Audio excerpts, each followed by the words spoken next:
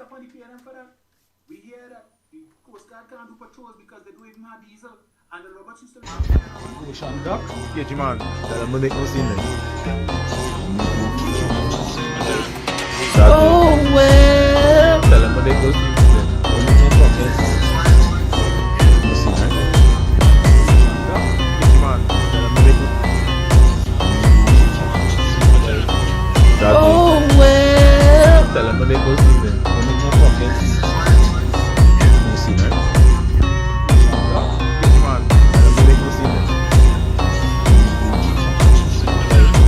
Oh, well. Tell them to make no scene. Don't make no fucking no scene.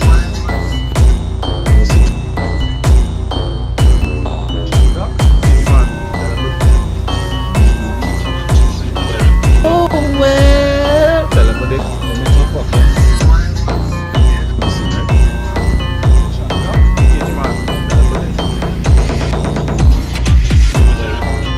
Oh, well. Tell them to make no scene then. Don't make no fucking no scene, right? Tell them to make no scene then. Oh, well. Tell them to make no scene then. Don't make no fucking no scene, right? Tell them to make no scene then. Oh, well. Tell them to make no scene then. Don't fucking no scene, right? Tell them to make no scene then. Oh, well. Tell them to make no scene then. Don't make no fucking no scene, right? Tell them to make no scene then. Oh, well. Tell them to make no scene then. Don't make no fucking no scene, right? You. There are a lot of concerns. Now is not the time, maybe, but I will not go into depth. Minister of National Security, Homeland Security, Minister of Defense, AG. And there are concerns about what's happening in our region. And I ask you, let not your heart be troubled. Do not fear, because Kamala is here. Do not fear. Do not fear. While you're worrying about the radar, I want you to know every one of you is on my radar. Every one of you is on my radar because I'm looking out for you. So you worry about radar and you worry about Venezuela. Don't worry. And I'll tell you something, you know. I think it's the height of hypocrisy and unkindness that there are people in our country who want to fight the Americans. Tonight, I say it again, I stand in bilateral relationships with the United States of America.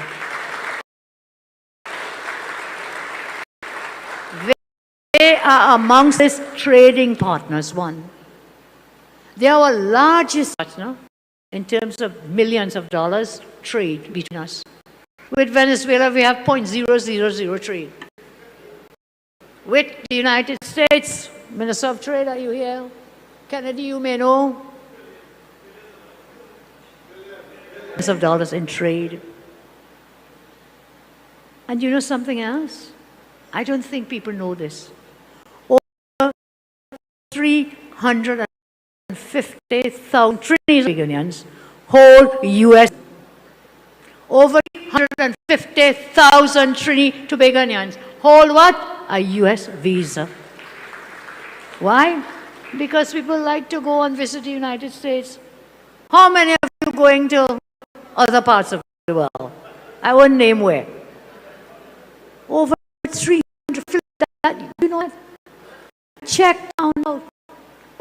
Over 350,000 Chinese.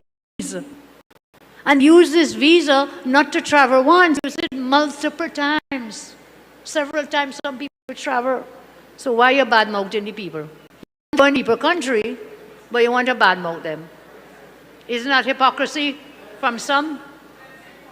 And careful, you don't end up like Antigua and Barbuda, Dominica, who bad-mouthed in the U.S., and guess what happened? All their visas restricted now. They've cut their visas. Which Trini wants to cut their visas, so behave yourself. Understand where our help comes from. understand who could protect and defend Trinidad and Tobago. Right now, there's only one country in the world can do it. They have the money, they have the equipment, they have the assets. And Trinidad and Tobago first. I thought I would share that with you, but it goes further. Over 250,000 Trinis live in the United States. You understand? 250,000 Trinis regularized across there live there. And Trinidad, apart from the 350,000 holding US visas, you have about 20,000 Trinis who are dual citizens, meaning US and Trinidad and Tobago. So what's the problem? So it's all well and good to take the people visa and go up Florida and shop and go wherever and shop. Huh? So just leave the people alone. Leave them alone. Because I don't want a single Trini or Tobagonian to lose their US visa. If it happens, it won't be because of me. We remain in with the United States of America. With that, and let's continue to prosper together. If any attack Trinidad and Tobago, who do you think will stand up to defend us? I know Phyllis once said, "You're not coming here, child. You're not coming here."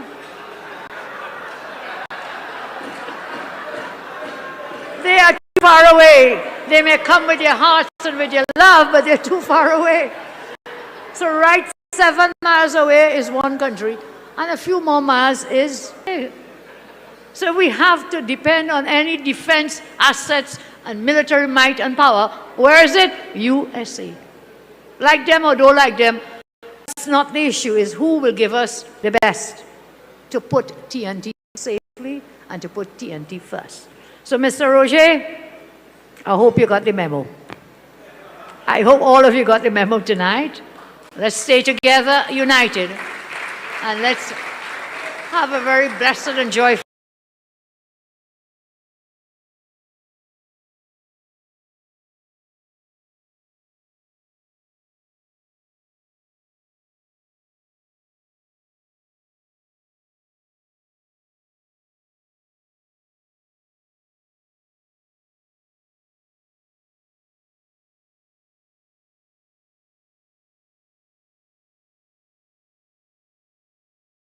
Right? Ocean duck? Yeah, man. Tell them to make no scene then. Oh well. Tell them to make no scene then. Don't make no fucking. No scene then. Yeah, man. Tell them to make no scene then. Oh well. Tell them to make no scene then. Don't make no fucking. No scene right?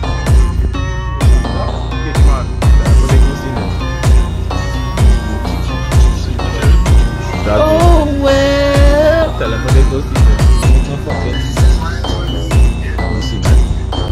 was found. They murdered, they created genocide by polluting the Indians with smallpox, with the blankets they gave them to help them. Then they made treaties, and they broke every treaty. This is the history. Every country that went in under the guise of help. Mexico, they made a trade deal. They made them poor. Philippines, every country. They went in to Hawaii. Then they wanted to trade. Exactly what imperialistic English did to the rest of the world.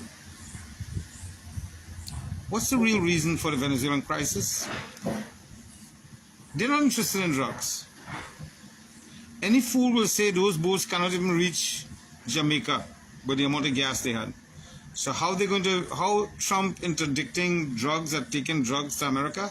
No, they have to refill about 20 times or 200 times with those small containers they have to reach America. They kill innocent people. Why? Let me tell you why. The reason they gave sanction, because they didn't have a puppet government in Venezuela. Venezuela is going through a hard time because it's sitting in the largest oil deposit in the world. And guess what? We are getting oil and gas from that. Now, what they really want to do is go in there and steal the oil. You know why they're angry with Iran? Do you know why this so-called Israel is in Israel? They're not Israelites.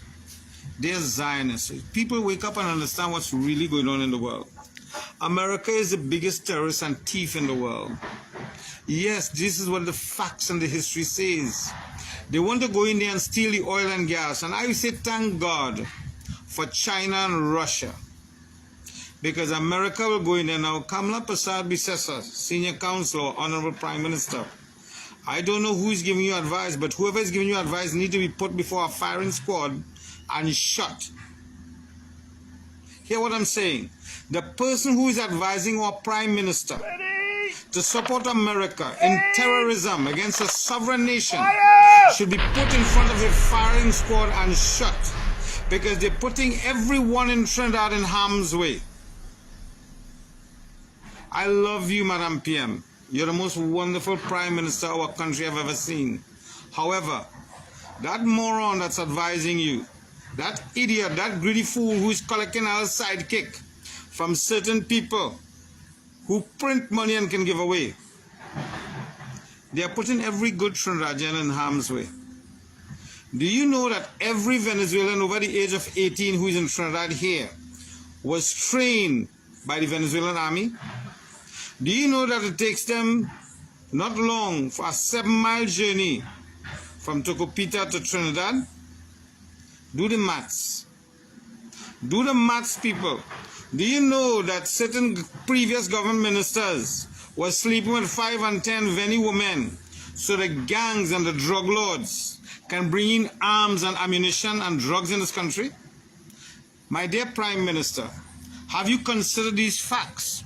That should the Venis, who are trained military operatives, decide to arm every Venezuela or half of them in Trinidad, your little defense force, your little bit of policemen cannot stop these Venezuelans from creating chaos in our wonderful twin island.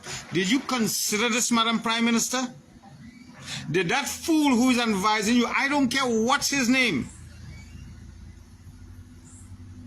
that idiot who is advising you and telling you America is about getting rid of drug law, did they lie to you? Yes, they lied to you. They're not about drug law. They're about regime change or government change, because they want to steal the oil, the gas, the gold, the water, the timber, and all the other minerals that they have in Venezuela. This is the modus operandi since they became a nation. After World War II, have you considered, Prime Minister, how many illegal wars America have been involved in, all under lies of weapons of mass destruction in Iraq, other bullshit in Afghanistan? They got their ass whooped. They lied and went into Vietnam. Did you know that, Madam Prime Minister, that they shoot their own boat to create a hole as an excuse to go in Vietnam and Korea? Do you know they believe in a certain doctrine where the sacrifice for few of the few is for the greater good of the many? We are the few, Madam Prime Minister. They will sacrifice our island under lies and pretexts to go to steal the oil and the gas and the gold in Venezuela. Are you willing to ruin your whole legacy that you worked so hard to build for an idiot and a moron like Trump? Yes, he's the President of the United States, but he's an idiot. He's a greedy, scheming, scamming hypocrite. He's only concerned about lining his own pockets with aircraft gift and billions of dollars in gifts to his son and son-in-law and family and friends. He's not a genuine man. I told people support Trump. Now I wonder if that's the real Trump or a clone. Madam Prime Minister, people of Trinidad and Tobago, wake up. Because this will not end well with Trinidad and Tobago. I want you to think about it. Every adult, male and female, from the time they was 15, 16, and 17 years old, they did 3 years training in the Venezuelan army. There's a lot of lieutenants and colonels and sergeants in Trinidad working in the construction field. I met them, I know them. And every one of them was trained. How many of our Trinidad people were trained to even take up a cutlass and chop somebody to defend themselves? None. These people are trained how to kill. Are you aware of all of this, Madam Prime Minister? Are you putting every Trinidadian down in the countryside who don't have a gun to defend themselves? Because our good government decide the bandits must have all the modern weapons, but we can't defend ourselves. I applied for a gun 27 years now, never got replied. But we want to go up. When you support America in this, you are directly and indirectly saying to Venezuela, we want to destroy you so America can steal your oil, your natural gas, your gold, your water, your timber, and every other mineral that they can find. Madam Prime Minister, wake up. And we the people of Sri Lanka need to protest.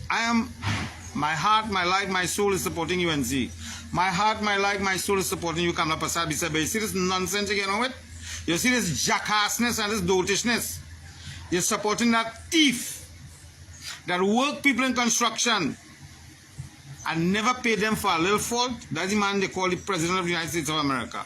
This is not me talking. This is facts. You can go in the courts in America and see it. This man is not right in the head. Anyway, I already cursed America and they're on a downturn. And there's no being in heaven or earth that can save them. There's no economy and no amount of print of money that can stop them and Israel from being destroyed. Madam Prime Minister, I strongly beg you and I urge you to consider all the facts before you endanger the people of Trinidad and Tobago by supporting a crazy, and I'm going to use the word regime in the White House. When they want to condemn a country, they call them a regime, even though they're duly elected by the people. This people called the USA is not a democratic country, Madam Prime Minister. They're the biggest terrorists in the world, and the world is waking up to these facts. Are we in Trinidad going to support terrorism to our next door neighbor? We have over 250,000 Venis here. Over 150,000 of them is trained military. How much people we have in our military, Madam Prime Minister? 20,000? Think about what I'm saying. They can have a gunload of arms and ammunition reach Trinidad in less than an hour. What do we, the people of Trinidad and Tobago, have to defend ourselves? We, the righteous citizens, don't even have access to firearms. Not even defend ourselves against the crooks that is Trinidad born and grown. Madam Prime Minister, you are putting the entire nation at risk with this reckless move by the advisor. Whoever is that advisor should be jailed. Anyway, I say my piece. I may not be big in your party, but I'm telling you, Madam Prime Minister, this will destroy the great legacy you have built. I want you to consider this. I want you to consider this and rethink our stance. I support you when you say you want to get rid of the drugs and the cartels, but America just know you go buy that. They're not interested in drugs. That DEA push the biggest set of drugs. Imagine a DEA plane crash in Colombia with over 10 tons of cocaine. Where it going? America is what? As evidence? Answer this, Madam Prime Minister. Don't believe what I say. Look it up. Stop putting our lives in danger, Madam Prime Minister. I'm in Pinal, which is now rightly called Toco Pinal. Your office is in Pinal. There's more Spanish after 5 in the evening in Pinal Junction than Trinidadians. Wake up, you're putting we in Pinal at risk. Imagine Pinal no longer Pinal, it's called Toco Pinal. There's a reason. You are never here to see it. I don't go Pinal after 5, 6 in the evening for this reason. Because when I have any run here, all of them name Jose and all of them Mary. Who you going to tell the police? Jose rob you? Who is Jose? Which one? There's over 10,000 police no name Jose. Which one them rob you? Madam Prime Minister, consider the safety of our people, please. Reconsider this. I am disgusted when I see CIA agents, American warplanes, terrorism plane landing in our airports. I'm disgusted to the bone. Anyway, people, I'll wake up. Advise your MP this is not a good move. We don't have the skills, physical training to combat these Venis that are soldiers from the Venezuelan army. You think when Venezuela get attacked and the family get killed, they're going to smile and say, well, we're sorry? No, they're going to take it out on the neighbors. They're going to take it out on you and me, people. Wake up and talk to your MP. Talk to you later. Have a nice day. So a lot of people went and voted for the UNC because of this whole Axie tax notion that you all were campaigning on. And now 7 months in office, after winning the election, all I'm seeing is tax, and more tax. What happened to Axie tax? What happened to no new taxes will be implemented? Because that's what you all campaign on, didn't you? Well, I'll tell you this. A lot of UNC supporters, they're disgruntled. They're not happy with the direction that this UNC government is taking presently. They're not happy at all. Bet your bottom dollar they're not. So, what exactly are you all doing? Hell, you all even doubling down on traffic fines. You all double up every single thing. I voted UNC because you all said that you were going to done away with the demerit point system. You all said that no more taxes, Axie tax. But that's not what I'm saying. These new fines that you all have is even worse than the demerit point system is. And a lot of UNC people, a lot of people who voted for the UNC, they're now asking to get their vote back because they didn't vote for that. I didn't vote for that. All I'm seeing is tax. So you guys sure that you all were talking about Axie tax or tax the tax? Because you all even taxing the tax right now.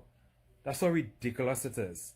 And don't give me this bullshit about PNM and PNM this and PNM that. We voted this UNC government to make our lives better. To do things that the PNM didn't do, to seek the interests of the people and make living conditions a little bit better. Not tax the life out of us like the PNM did. We got rid of the PNM for that exact reason. And I saw on one of those remove the UNC group that they say that UNC will never see office in Trinidad and Tobago ever again after this 5 years. That's a good possibility if you all keep on this track. Trust me on that one.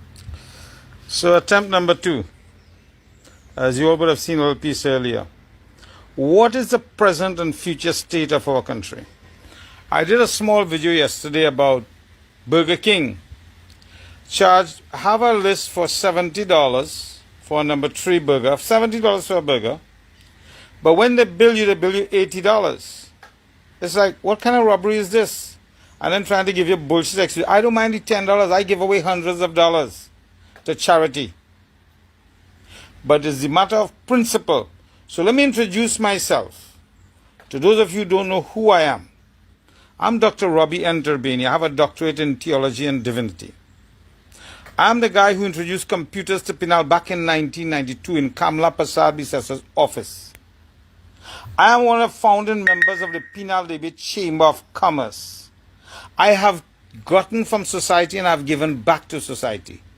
So, let me start with this now. Let me help you understand where we are and where we're going. And why I say Kamla doing crap. But before I just do the condemnation with people who just to get ratings, let me compliment the government and not condemn, but evaluate where they are. I want to commend Prime Minister Kamla Prasad Bisesa on giving out the laptops. However, that is the worst school in the country. But the gesture is good. I want to ask them, they say when UNC win, all are we win. Tell us how we win, Madam Prime Minister. You're gaslighting the people. People vote for you because you say no tax, ask the tax. Yet you come. The poor man's struggling. I'm a contractor. We can't get work. When you get work, sometimes you get pay. People struggling. I know a lot of workers looking for work. When they get $2, right? They want to buy a grocery, they want to take a drink. I'm a pastor too, by the way. But let me deal with reality. You raise White Oak. You raise punching. You raise all the alcohol. Tell me how when you win, they win. You say no property tax. But now you want to pretend that you care about the people. You make tickets $45,000. Let me tell you what that is. That's dictatorship. And that's robbery and gaslighting the population. That's utter bullshit. Call it what it is. I may never get a contract under you. You say when you win, all we win. I believe in you, I support you. But when people talking the truth against the party, here what happened with dotish UNC supporters. Oh, you're anti-UNC. No, I'm anti-bullshit. I'm anti-lies. I'm anti-robbery. Get it right, people. This situation with Venezuela and Trinidad. Madam Prime Minister, when you win, all we win. You are putting all our lives in danger. I'll tell you why again. You read the post Donald Trump said last night. He telling you exactly what I said. It's not about drugs. Nobody give a rat's ass about drugs in your country. These people, these Americans are so blatant in their robbery and their banditry. He's now claiming on his post that the oil in Venezuela, the land and all the resources belong to America. This is what they have done all over the world. The British Empire did not die. Those bastard thieves did not die. They just moved to America. Imagine you watch the next man country. You want to blockade them and stop the tankers because you sanction it by global law. That's robbery. And I'm not anti-American. I'm anti-bullshit, anti-lies, and anti-theft. Some people will say, well, the man probably senile. Yeah, but this is an international stage. If you cannot sit and manage the office well, get out. You're putting the whole world. Madam Prime Minister, let me tell you what's going to happen with we and Venezuela. Trump and I'm going to use we as a proxy. Do you know what is a proxy war, Prime Minister? It looks like you don't understand how it works. All these other countries, when Russia and America was in the Cold War, they fought wars. Whether it was Vietnam, Korea, Iraq, Iran, Syria, Libya. These were proxy wars. In case you don't understand how proxy wars go, let me tell you how it goes. America and Russia fighting, but they don't fight no war in their country. They go to some little stupid country like Trinidad and Tobago to fight for the oil for Venezuela. When they finish and they make up, do you know what happened to Trinidad, Madam Prime Minister? You wouldn't have a Port of Spain. You wouldn't have a port. You wouldn't have a Point Lisas. You wouldn't have a San Fernando. Is that what you want for our country? Because that is exactly what you're doing. Here what you telling we. You think the people of Trinidad and Tobago are so stupid. Listen to him, Prime Minister. The drugs coming in through Maruga. It's coming in through Bonsi Trace. It's coming in through Mondiablo. Coming in through Queenam. Coming in through Los Heroes. Coming through Icacas. Coming through San Fernando and Port of Spain. But you put in a radar in Tobago. Tell me how a radar in Tobago stopping the drugs from coming in Los Heroes. You make a big drug bus, but the boat has no engine. So they have $171 million in drugs. And they forget to put an engine worth 50,000 TT. Are we the people of Trinidad and Tobago so stupid, Madam Prime Minister? You tell them we are radar in Tobago in a mountain, seeing a boat inside the swamp. Listen to me. All you UNC supporters who so dotish and who so blinded by racialism and by party politics, get your head out of your asses. This is our country, our future. For me, it's not about No scene, right? Ocean Duck, Sketchy man. Tell them to make no scene then. Oh well. Tell them to make no scene then. Don't make no fucking no scene, right? Duck, Sketchy man. Tell them to make no scene then. Oh well.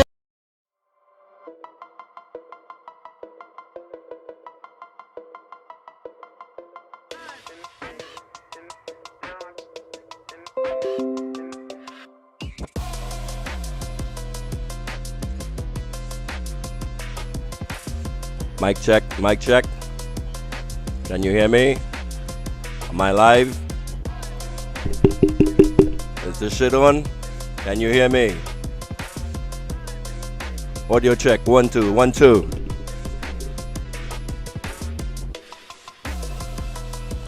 Assuming my audio is good, welcome to the Slimy Show, everyone.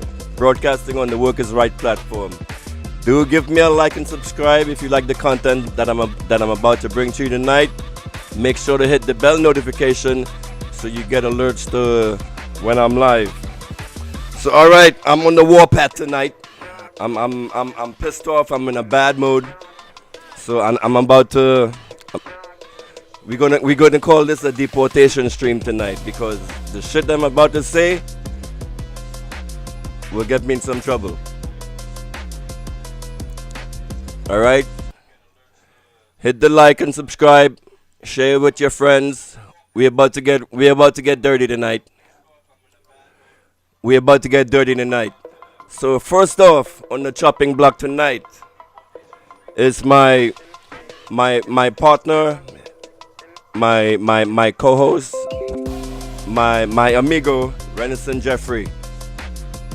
So Renison put out a video last night. Alright. Now you guys know I'm partnered with the Workers' Right 868 platform. And as partners, it's my job to pull up my mate when I think he's doing a piss poor job or pushing a message that I disagree with or goes against the well-being of the masses, the workers, the 99%, me and you. And here on the Slimy Show and the Workers' Right platform, we support the 99%. We support the working agenda of the 99%, the working class. We're not here to play along with the fuckery that's going on with this government on the both sides, PNM and UNC.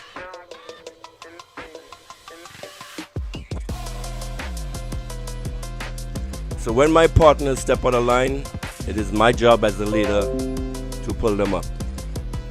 So Renison, brother, you made this ball washing Lick Bamsey video to Penelope Beckles last night. So most of you who already subscribed to the Workers' Right platform saw this video. Let's see if I can switch screens now.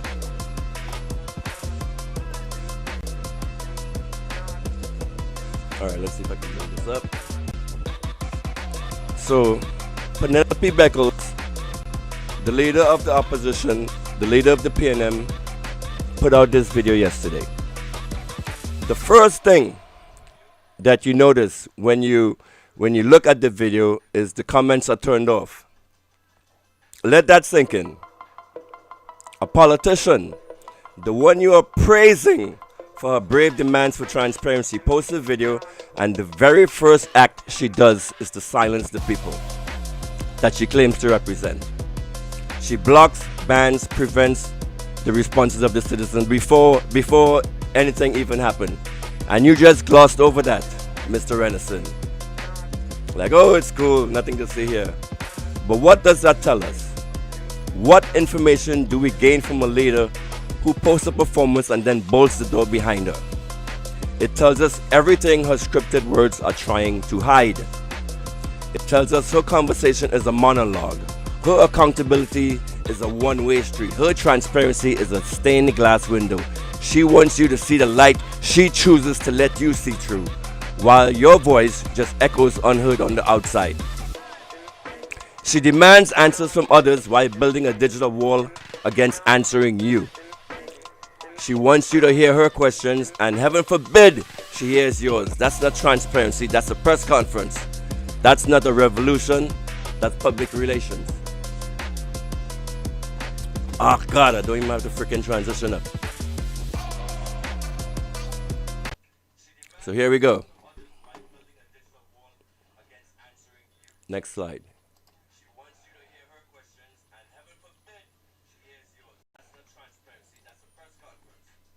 Hey, my name is Venison Jeffrey. This is the Workers' Rights platform. So listen to this ball washing. We are broadcasting live on the Workers' Rights Network. In the midst of this growing crisis that is taking place within our country, the only person that I would have seen come to the forefront is Penelope Beckles. When Kamala Persad-Bissessar would have disregarded the plights of the citizens, this message here was sent out by Penelope Beckles. And this message, I endorse it 100%. Fellow citizens, we deserve better. This is not simply about the issue of a radar installation. It's a matter of governance. Since coming into office, this government has displayed a pattern of poor communication and shift conflicting explanations that have only deepened confusion and undermined public trust. The people of Trinidad and Tobago deserve better. We are clear that there may be times when national security matters must remain confidential to ensure that responses to crime and criminal activity are not compromised. But the citizens of the Republic must never be misled. Nor should we be left with the impression that those entrusted with authority are not being truthful. This matters because national security cannot rest on secrecy alone. So this thing, this is something that is pissing me off with these politicians in Trinidad. All of a sudden, within the past years, you've started to hear this. You started to hear this term, national security. This is like one of these catchphrases they adopted from the United States when the government wants to hide secrets from the people. They bring up this whole national security bullshit. What is really happening right now with this government in charge is they are involved knee deep in a regime change operation against Venezuela. Let's stop glossing over. Like Penny would come up to you talking about, oh, we want to know what's going on. We want to know what's going on. But Penny actually knows what the fuck is going on. She is a member of government. She has a copy of the Status of Forces Agreement, so she could go out and speak clearly to the people on what exactly is going on. What rules are supposed to be taking place. She knows all this stuff, right? But she wants to come out to you. To the people and say, oh, we have questions, we want to know what's going on. Why don't you grow some balls and speak clearly, like your leader Keith Rowley tried to signal to you guys a few months ago that Trinidad is involved in a regime change operation against Venezuela. The only politician I have heard so far that's come out and mentioned regime change is Keith Rowley. And he took the time and he made a press conference and he sent a signal out to you members of the PNM that this is what is going on. And if Trinidad is involved in regime change, we now become the enemy of Venezuela. Nothing else that is happening right now in Trinidad politics fucking matters. You have a fucking election in Tobago. This should be the what is forefront and in your face right now. What is happening with Venezuela? You see the government in front of your eyes looting the bank, thieving left, right, and center, selling assets, getting rid of stuff, like trying to bail out, and you guys are just sitting there on your benches, on your beds, watching me on your fucking TV and say, oh my God, that's so unfortunate that's happening. What are we going to do? What are we going to do? Penelope Beckles knows what the fuck is going on. And she's not speaking out. And Renison Jeffrey, you come out and you co-sign this bullshit video that Penny made. It's just very upsetting to me. It shows like you lack testicular fortitude here by supporting this shit this woman is doing. Nor can it rest and survive on political mockery. Trust is essential. Trust is built when a government speaks plainly, honestly, and consistently. Penny is part of the government. People. A strong nation does not fear informing its citizens. A strong nation understands that people are partners in safeguarding sovereignty. As leaders, our duty is not only to protect this country, but to respect it. To ensure that never again do the people of Trinidad and Tobago have to piece together the truth after the fact. There are still serious questions that demand answers. Why do we Listen need to a this radar bullshit video from this woman in Tobago? Was the December 11th... What questions are there that left to be answered that this woman cannot provide the answers to? She cannot come out clearly to the people up to a few weeks ago, she was still with this drug boat bullshit, right? Going along with the narratives that the UNC government is pushing onto you people, messing with your heads, delaying time, like all of this stuff. This whole SOE that you guys have, you should understand by now that this SOE is to facilitate what is happening right now between the United States and Venezuela. The UNC government was told to keep the people silent, keep the people compliant, institute an SOE so they can't get out into the fucking streets and protest because you guys are so weak, are so stupid that you don't see what is going on. You see freaking military aircraft going in and out of your country every fucking day. You have a military targeting radar. That radar that is in the Tobago airport is a military installation for military purposes to detect freaking missiles coming in and out of the zone. And one of the primary purposes of that radar is to guide missiles into Venezuela. That is what it is used for. When there's GPS jamming that is going on that Venezuela is currently doing, because I don't know if you guys may have felt this in Trinidad yet, like your GPS and sometimes your services would go out.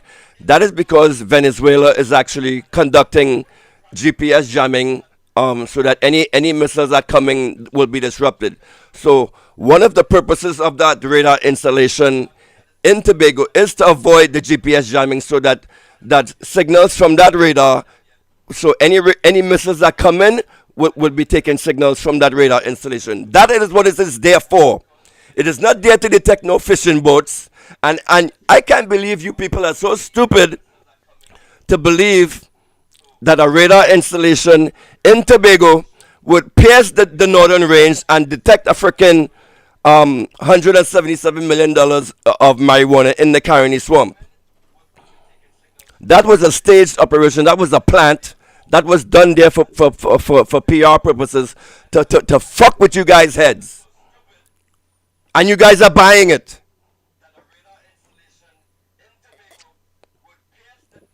You know what? What is so good right now? What you guys actually in Trinidad have a chance to actually give a lash to Kamala and what she's doing is this Tobago election that's coming up right now. You guys in Tobago have a chance to actually fucking lash back and say that you disagree with what is happening in this government right now with this coming up in the election. I will dig into Farley a little later on, but right now we still focus on Renison and this bullshit that he did with Penny here. Let's finish up this video. Drug bust, in fact, connected to this radar. Who holds the information and intelligence related to its operation? If the radar did not assist in that seizure, why were we told that it did? And ultimately, how does this radar truly serve the security interests of Trinidad and Tobago? The nation deserves clarity. The nation deserves honesty. And the nation deserves leadership that informs, not obscures. Hello? We demand Yes. answers. Now, the message that you would have heard was What one is your problem? of unity. Now, if we let Farley Augustine back into office again, will not only bring about the end of Trinidad and Tobago, but our vital lifeline will be destroyed. We cannot allow Farley Augustine to be there one day longer. But democracy have its process. So let's start with Farley Augustine and vote him up. And let's deal with David Thomas and Joel Sampson. These two persons are there just occupying space and collecting a salary whilst doing it. All right. We must put a stop to that. This synergy between Farley Augustine and the United National Congress, who we have seen that is not for the people, they need to go. And we have to start this process. We need to start this process, a matter of fact. on the 12th.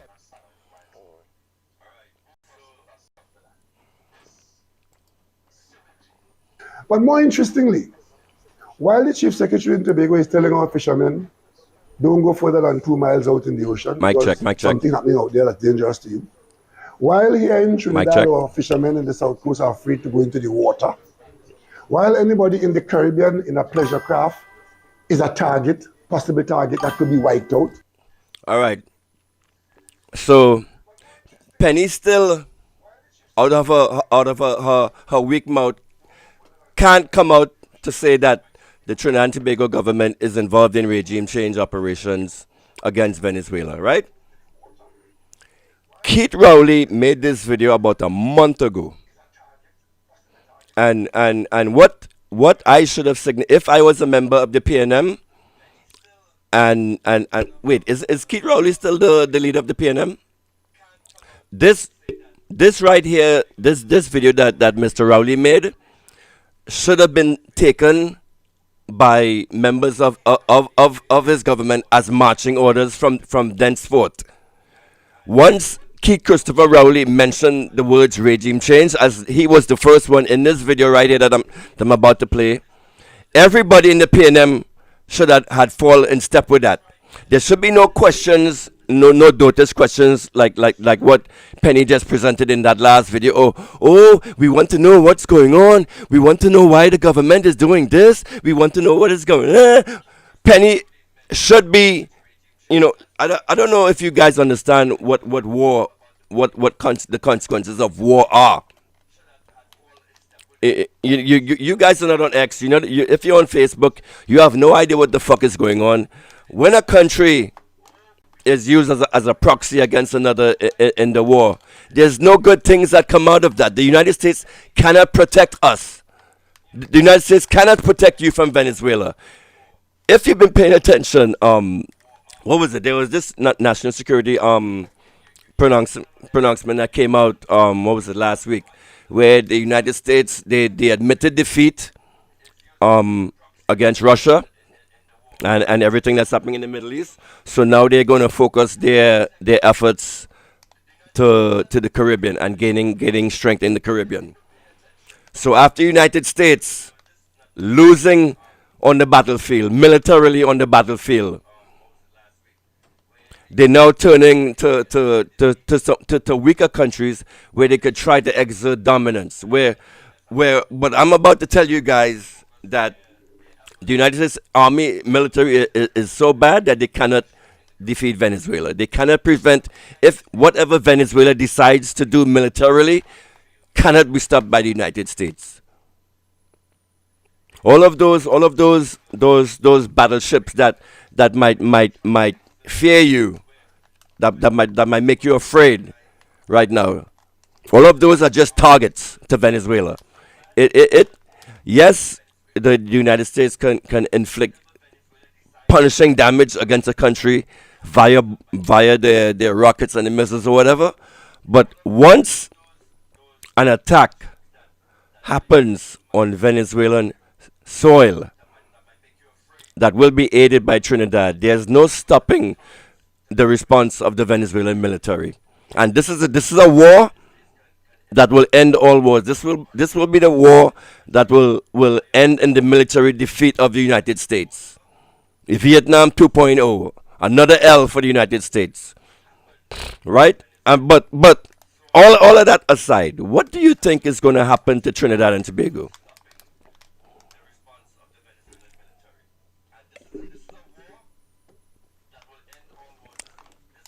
Recently, in a clapback, Venezuela, Nicaragua, Mexico, Cuba, and a couple other countries, Nicaragua, actually closed off their airspace to United States military operations and United States civilian operations. The whole entire CARICOM should be following that move right now, where they're denying access to airspace to the United States. This is why CARICOM has to be broken up. Who is texting me right now? Anyway, I'm getting distracted. Let's finish up what I was talking about, Rowley. A minister of government in Trinidad and Tobago is able to say to the media that no citizen of Trinidad and Tobago has been involved in any of this matter. No fisherman of Trinidad and Tobago. How does he know that? How does this minister know that? We have got no names of anybody who've been killed out there by those who have killed them. Or by Welcome those who everyone. have provided Welcome. the march to our government. Because I can tell you something. Yo, I The real government vex of tonight. Trinidad and I real Tobago fucking vex tonight. I real vex needs to tonight. answer. I'm very upset. I'm very upset with what is happening, and it seems now that I'm looking at the scene on the kind of men that actually lead you people. I am to me, Keith Rowley is the most manly of men out there. And when it comes to the social media scene in Trinidad, you guys are severely fucking lacking in men that actually have fortitude, strength, and determination. Like when I look at Lyndon Mack, let me not go there right now. I have a lot. I haven't been live in a while, and like I told you before, this is because I took that St. Vincent loss to heart. I was really upset by it. I actually felt like I don't know, like once you get behind a microphone and you have people listening to you, you get this kind of a superpower feeling. So I put out the alert out there to these dumb bastards in St. Vincent. I actually like lost sleep over it. Put emotional energy and thought and whatever into the presentations I made for St. Vincent. They still went down and elect these motherfuckers anyway. You know what? So good, St. Vincent, good haul your ass. It good for you. And whatever you get, you deserve. Anyway, let's continue. I gotta focus on my message here. Prime Minister of Trinidad and Tobago needs to answer to the people of Trinidad and Tobago. And the question is this: what did you agree to do with the Americans with respect to this matter of regime change in Venezuela? Are you or were you aware that is the Americans' intention to attack Venezuela, to conduct military action in Venezuela? Because I've heard the president saying that he has cleared What's that, the CIA Tamaya? to act inside of Venezuela. Those of us who grew up in the 60s and the 70s and the 80s, we know what that means. Here in the Caribbean, we know the attempts by the CIA to do certain things in the Caribbean. We know it's all our history. But when the president says that, I want to ask the Prime Minister of Trinidad and Tobago, in the discussions that you've had with the American agencies, are you aware of what their intention is? And if you are you prepared to share that with the people of Trinidad and Tobago? Because 2 Fridays ago, something was happening that threw this country into turmoil. Absolute panic in Trinidad and Tobago, because it was led to believe that an attack on Venezuela was imminent. The Prime Minister has nothing to say. She's in hiding under some rock somewhere or in a palace somewhere. But here it is. We are in turmoil over a potential military action, and the Prime Minister has nothing to say. The ministers, the less said, the better. And of course, every time we get something from the government, is a doubling down on this situation, cloaked in what the Americans say it's cloaked in. Initially, it was cloaked in fighting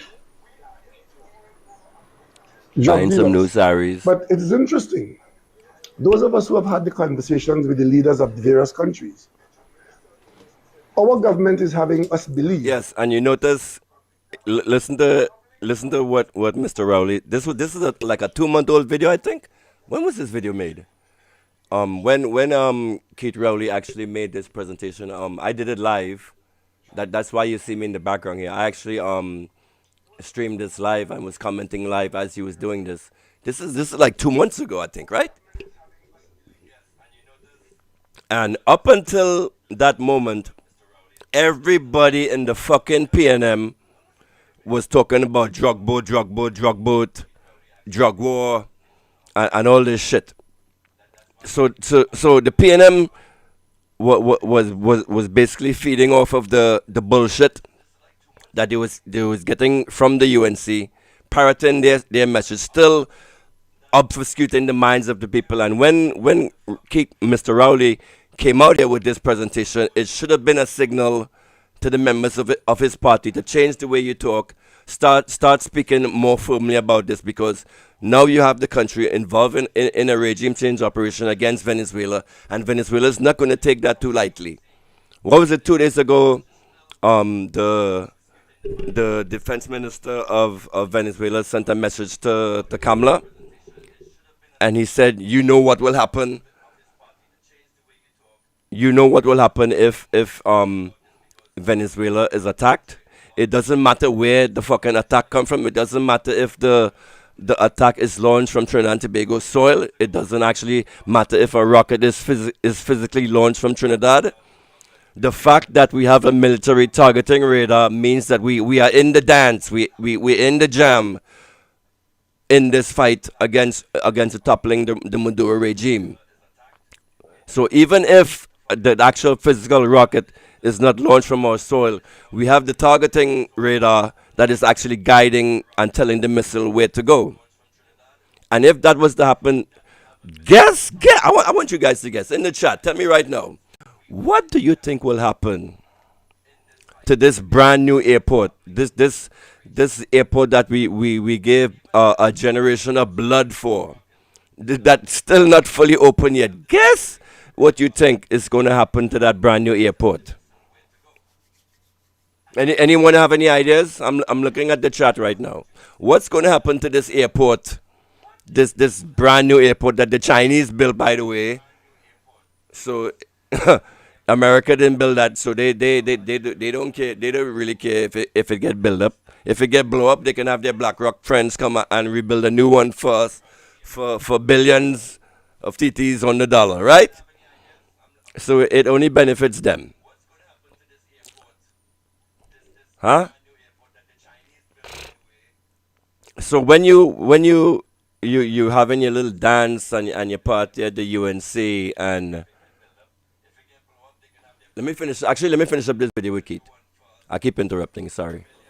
That what is happening, because the Prime Minister has said it over and over, implying that those of us who don't agree are in fact supporting criminals. I want to make it very clear. A corn, man. We have absolutely no sympathy for anybody who chooses a life in the drug trade. None.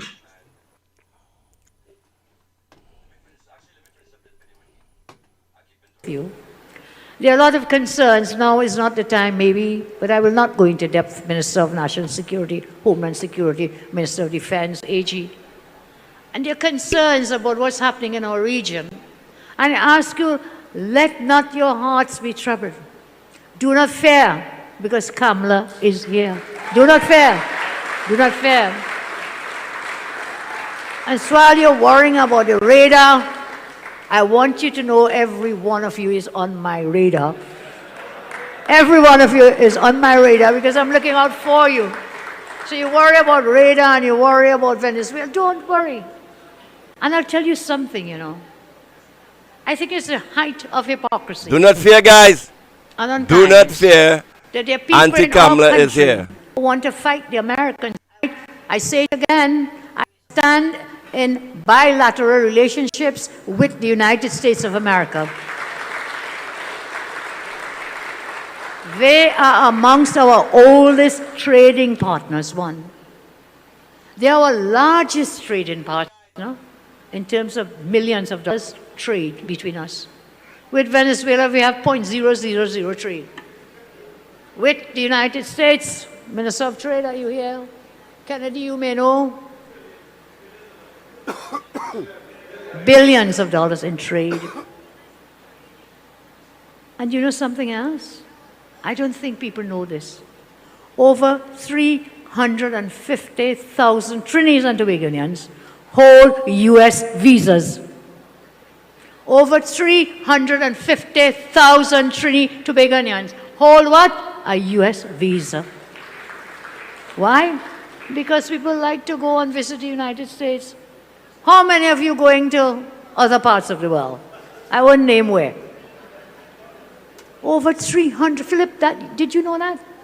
I checked and I found out. Over 350,000 Trinidadians. And they use this visa not to travel once, but they use it multiple times. Several times some people travel. So why are you bad-mouthing the people? You want to go in the people country, but you want to badmouth them. Isn't that hypocrisy from some? And careful, you don't end up like Antigua and Barbuda and Dominica, who badmouth in the US, and guess what happened? All their visas restricted now. They've cut their visas. Which Trini wants to cut their visas? So behave yourself. Understand where our help comes from. Understand who could protect and defend Trinidad and Tobago. Right now, there's only one country in the world can do it. They have the money, they have the equipment, they have the assets. And Trinidad and Tobago first. I thought I would share that with you, but it goes further. Over 250,000 Trinidadians live in the United States. You understand? 250,000 Trinidadians regularized across there live there. And right here in Trinidad, apart from the 350,000 holding US visas, you have about 20,000 Trinidadians who are dual citizens, meaning US and Trinidad and Tobago. So what's the problem? So it's all well and good to take the people visa and go to Florida and shop and go wherever and shop. Huh? So just leave the people alone. Leave them alone. Because I don't want a single Trini or Tobagonian to lose their US visa. If it happens, it won't be because of me. We remain in partnership with the United States of America. So let's live with that. And let's continue to prosper together. So if anybody comes to attack Trinidad and Tobago, whom you think will stand up to defend us? I know Phyllis once said, India will come. India not coming here, child. Not coming here. They are too far away. They may come with your hearts and with your love, but they're too far away. So right 7 miles away is one country, and a few more miles is the USA. So we have to depend on any defense assets and military might and power. Where is it? USA. Like them or don't like them, that's not the issue. Is who will give us the best This is your leader. to put TNT This safely is your leader, Trinidad and and to put Tobago. TNT first. So, Mr. Roger, I hope you got the memo. I hope all of you got the memo tonight. Let's stay together, united, and let's have a very blessed and joyful. No scene, right? Yeah, man. Tell them to make no scene now. Oh well. Tell them to make no scene now. No scene, right? Yeah, man. Tell them to make no scene now. Oh.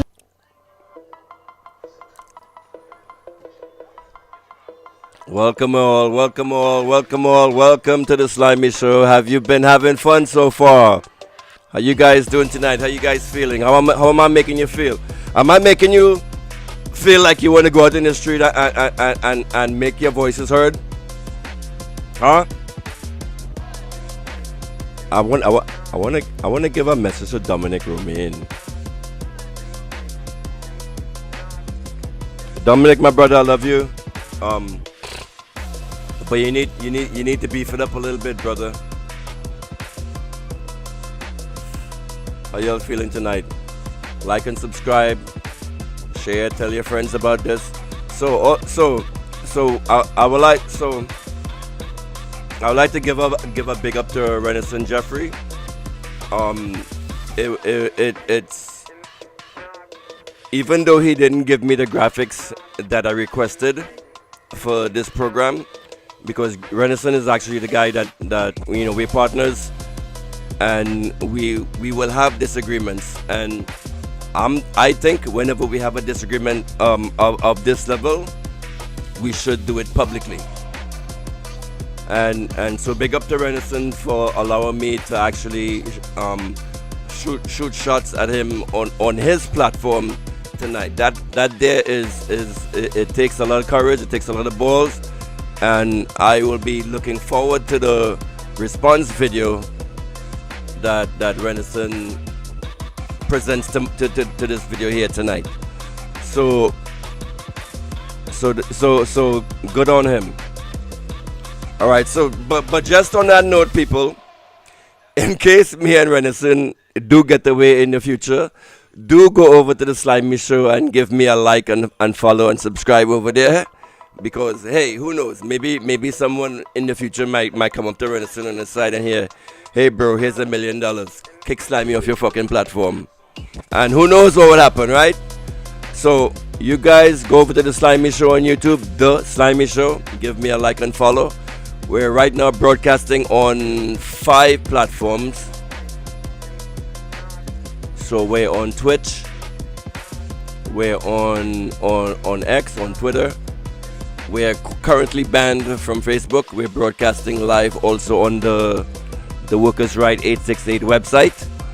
I'm losing my voice, man. So give us a like and follow, and those are the platforms that you would get us on in the future. I'm losing my voice.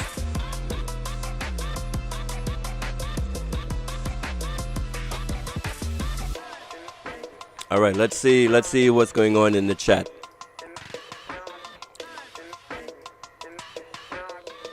All right, let's start from the beginning. Reality all the way is your legend. If I was the government, I would make it border free between Venezuela and Trinidad. So both boom! All y'all in the chat, give reality all the way is your legend a big up. This comment right here, I wish there was a way I could highlight comments. So reality said, if I was the government, I would make it border free between Venezuela and Trinidad, so both countries can benefit from South American tourism. Whoa! Excellent comment there. How do you fucking highlight this shit? Yo, big up to Reality All the Ways for that comment. That's exactly what I've been saying from the start in this fucking channel. There should be like excellent. There should be no tension between Trinidad and Tobago and Venezuela. There should be like actually in a video I did when I first started streaming, I said that if ever I became the Prime Minister of Trinidad and Tobago, I will actually build a physical bridge between Trinidad and Tobago and Venezuela, just like those mega projects that they do in China, where China is building these massive freaking bridges all over freaking China, connecting to the poor countries and actually stimulating the economy in those areas by doing that. You know, look up, I did videos on that in the past on the China Belt and Road Initiative. You know, do go back and look at those videos. So I was saying, if I was in leadership in Trinidad, I would have actually built a physical 10-lane highway between Trinidad and Tobago and Venezuela, and so with a bridge like that, you will be actually connecting Trinidad with its port facilities to the to a physical connection to Latin America, and imagine the freaking trade and stuff that could happen between Trinidad and Tobago and Venezuela, because right now like with the exchange rate between Trinidad and Tobago and Venezuela, like a Veni could come into Trinidad, get paid in $20, go back to Venezuela and change that, and that could be like a vibrant economy right there. You know, like I did a full video on this like in the past, where I was like imagining like what what kind of amazing trade could be happening between Trinidad and Tobago and Venezuela if we just had free access. Because I told you guys also in the past that Venezuela opened up this new artificial intelligence university, and the goal that Venezuela had when they did this like 2 years ago was they wanted to bring artificial intelligence to the entire Caribbean. So right now Venezuela is in a technology sharing agreement between China, Russia, and Iran with their artificial intelligence. I don't know if you guys have heard of DeepSeek AI. That is the large language model that China introduced that competes against OpenAI, against the United States. So Venezuela actually teamed up with those guys, and they have a free freaking university where anybody in the Caribbean could go for free and just study artificial intelligence. And if you listen to the Slimy show, you've known this in the past. I said that Trinidad and Tobago, with their new Ministry of Artificial Intelligence, should have been taken advantage of this. You know, I don't want to get into. Damn, this is going to be. I'm getting sidetracked with this comment here. But big up Reality all the ways, your legend. This was an excellent comment. There should be like a partnership between Trinidad and Tobago and Venezuela. Excellent comment, sir. We have to get safety involved, more police and CCTV cameras. Okay.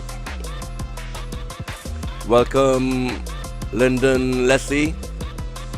Kamala cannot comprehend the extent to which she has committed Trinidad and Tobago. That is absolutely correct. Absolutely correct. The things she has gone and done. Yes, Lyndon. The things she has committed TNT to. You're absolutely right. I have some very smart commenters in the chat. Very good. I'm so impressed. Like one thing that used to really upset me as someone from abroad, like coming back and looking at my people, how they actually interact in the chat. Have you guys ever been to like a Ian Alien chat session?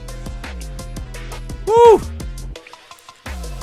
It's almost embarrassing, like to be a Trinidadian and with some intelligence, with some kind of level of IQ, and to see the way we portray ourselves on an international scale, man.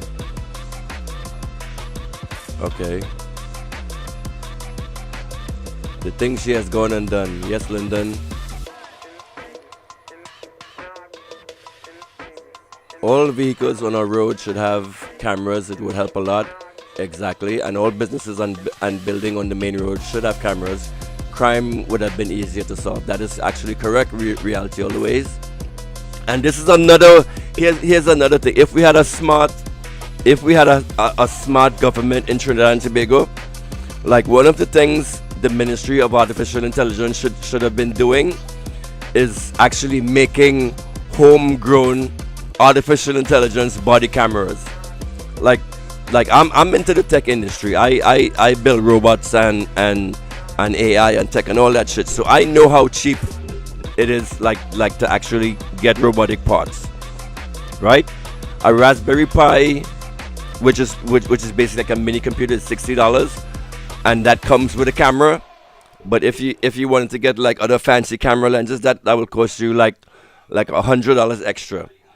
And if Trinidad and Tobago had some kind of intelligence or anything, what they would have been doing is they would have made their own homegrown artificial intelligence agency where you could employ children from YTEP or wherever, get kids off the street and have them actually building like little AI robot projects that could benefit the country.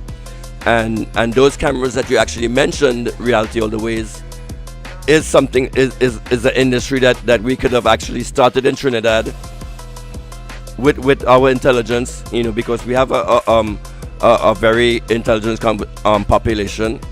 The one problem that we have is people that are educated in Trinidad take the knowledge that they get from the state they go elsewhere. They go out of the country.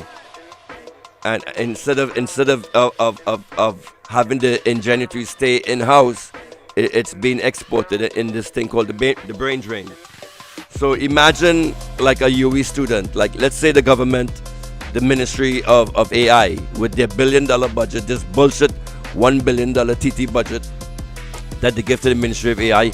Imagine if they put like $1 million of that into UE, and they give like a UE graduate program and say, hey, I want to see you build some homegrown AI cameras. You trying to tell me the UE students can't do that? And you know what? What's even more interesting with this whole tech revolution that we have?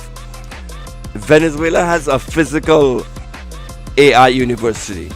We don't actually have to actually physically go over there to get the benefits of that knowledge. So instead of starting wars, starting regime change with Venezuela, we should be teaming up with them to actually build and create industries. One of the ways that Trinidad could have been diversifying was through artificial intelligence. The AI, you guys should have heard me at the start when I said that the Trinidad and Tobago Ministry of Artificial Intelligence would have become the most powerful ministry in Trinidad and Tobago if it was done right. But instead, what do you see happening here in Trinidad?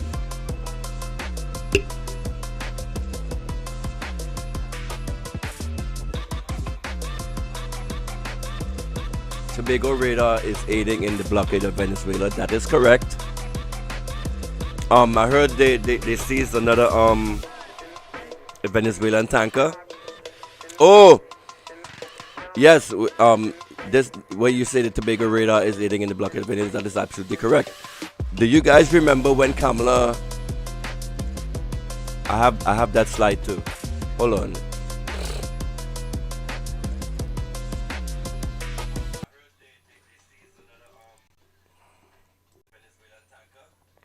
Here is disrespect. The Honorable Father spoke about autonomy tonight. If you have that autonomy, would you have rejected the radar and the military, please? As the Chief Secretary, you would I'll have? be right back. Yes, I would have. Chief, excuse me, why would you have rejected it? Because at the Yo, end of the big day, up on the comments in the chat. You guys are very smart. And I've I am. always represented the views of Tobago. Yo, I am. You see, one thing I want to be the leader of is I want to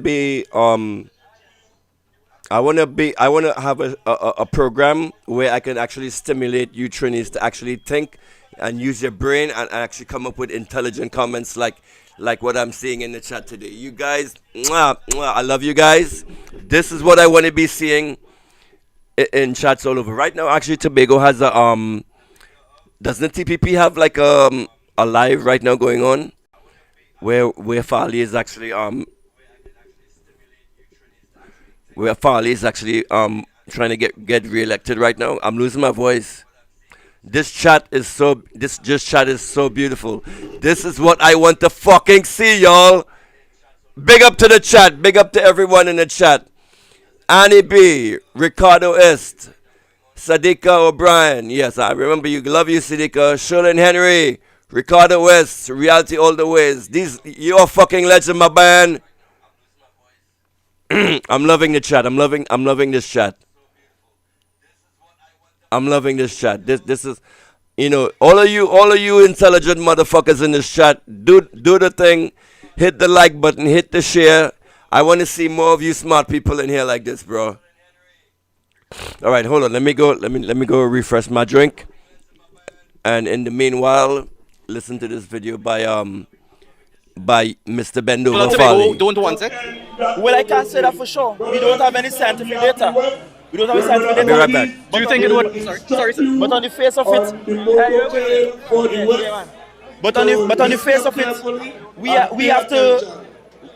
have to operate from the framework where Brothers and Tobago. sisters, remember tomorrow is nomination day. where Tobago remains a place that Tobago and Tobagonians make those decisions. If you get that autonomy, would you get rid of the radar? If I have the autonomy, many things wouldn't happen the way it happened. You're worried it will harm tourism on the island? No, I'm not. Did they tell you what the capabilities of the radar are?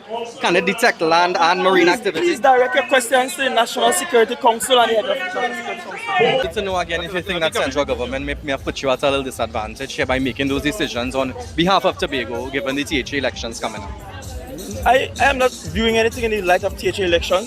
The central government for the last 45 years of the THA, existence of the modern THA has always put the people of Tobago at disadvantage. I spoke tonight about some examples of how we are at a disadvantage and the things that Tobago truly wants. We don't get, they don't become priorities. Our priorities are almost always set at Port of Spain and we are forced to follow. That has always been the history of this thing.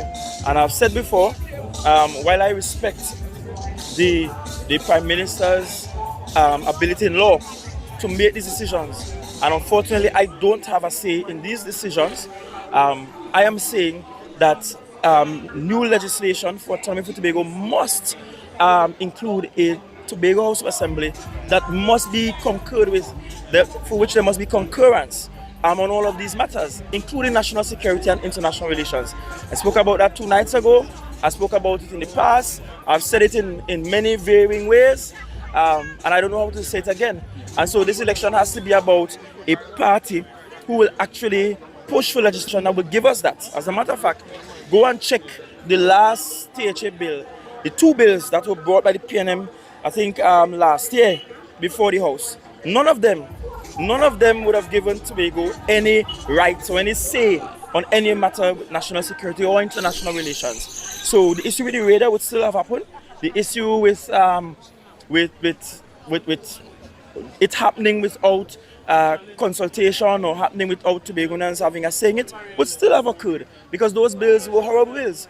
And I'm happy the PNM is finally seeing that which they were trying to get Tobagonians to accept as bills were really stupid bills and did not really give Tobago the autonomy that Tobago should get. How soon do you want that referendum in the new year? Well, I will want this by at least the middle of the new calendar year, because I think we have been going at this for the longest while.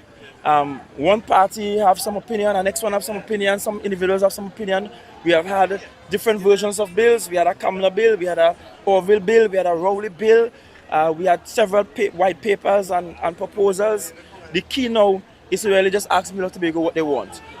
Some very simple questions, especially on the controversial issues, about what sort of autonomy that we want, and have people just vote on it. And as I said tonight, we have that in our proposal. We are going to push for the government to change the laws, because currently our laws don't recognize referendum as a tool for measuring how people feel in this democracy. And if the central government is unwilling to include that as a tool, we are willing to have one as a THA, knowing that it will be non-binding, because it won't have the weight of legality behind it or laws behind it, but it will certainly give the people of Tobago and the leadership of Tobago an accurate measurement of what the people really want out of the autonomy arrangements. Yeah, and we have a long day tomorrow. Just finally, your thoughts on President Trump's announcement of a blockade around Venezuela. I just want to get your thoughts on that. Well, Mr. Bendover, listen to this as I've said answer. before, Tobago as a small island finds itself in Mr. a place Bendover. where we have little to no influence.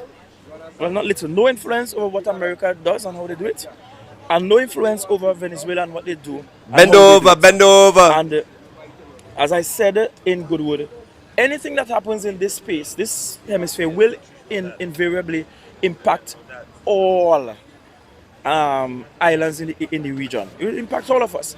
The US deciding to have a blockade, I don't know that having an opinion that will stop the US from doing it. And that's another part of the coin that people are not looking at. With all those who have loud and opposing views to what Trump is doing, does Trinidad and Tobago really have the power to tell Trump or stop Trump from doing what he wants to do? And so key for us is to protect our sovereignty, ensure that we are not a part of it, that we are saying our soil, our waters should not be used to launch any attack against anybody. I've also said clearly that I'm not supporting any war. We are not supporting any war anywhere. But really and truly, if America has a blockade Hold against on. Venezuela. I don't know that there's anything. Hold on a second, y'all.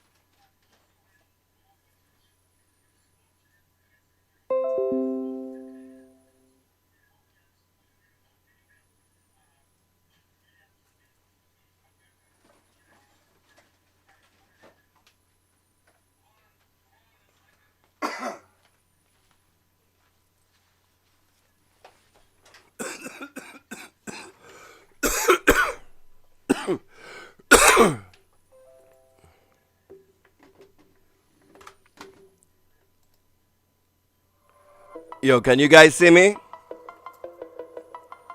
Yo, whenever you see Farley before a camera, I want you guys to imagine this before you.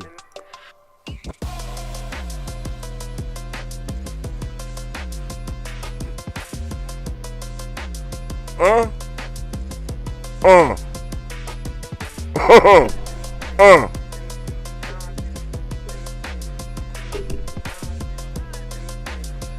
Whenever you see Farley before a fucking camera, whenever he addressing Kamala or anything that's happening with the UNC, I want you guys to imagine this in your head, right? Listen to me carefully. Are you seeing this Trinidad and Tobago?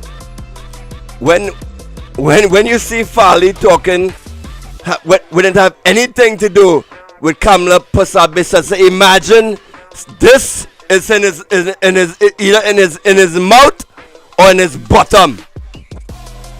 This right here.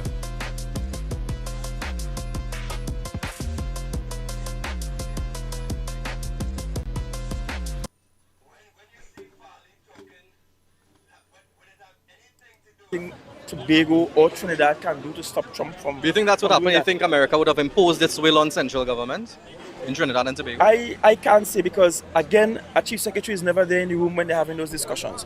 When This is Farley. was signing This is Farley. on the latest arrangements for sharing of arms and sharing of intelligence and so on. We were never in the conversation. Don't ask me where I get this from, Nobody alright, consulted us, nobody people? asked us our opinion. In fact, I don't even know what.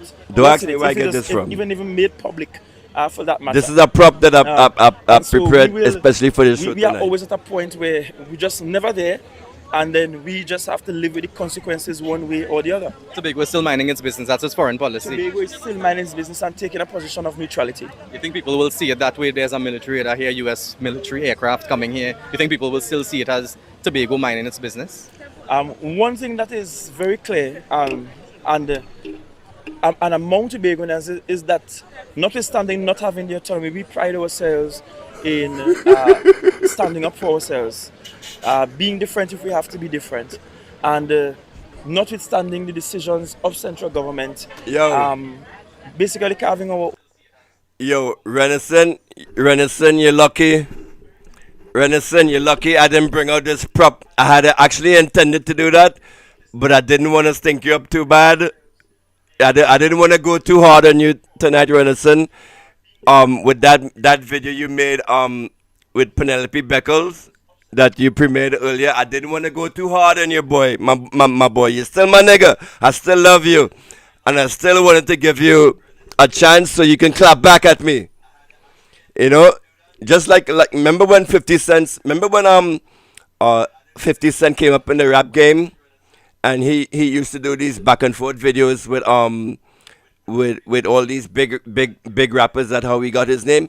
So maybe me and Renison could do like a clapback series like this. So I am the Slimy Show, and I think we should start calling whenever Renison goes online. I think we should start calling him the Renison Jeffrey Show, and we are broadcasting on the Workers' Right 868 and the Slimy Show platforms. So let's and actually I agree with this idea with Renison where he say he want to give his show like a separate name. That's actually, now that I think about it, when we're doing this, it's a great idea. So the Workers' Right 868 platform would be like a platform where entertainers could come and make videos and clap back at each other, stuff like that.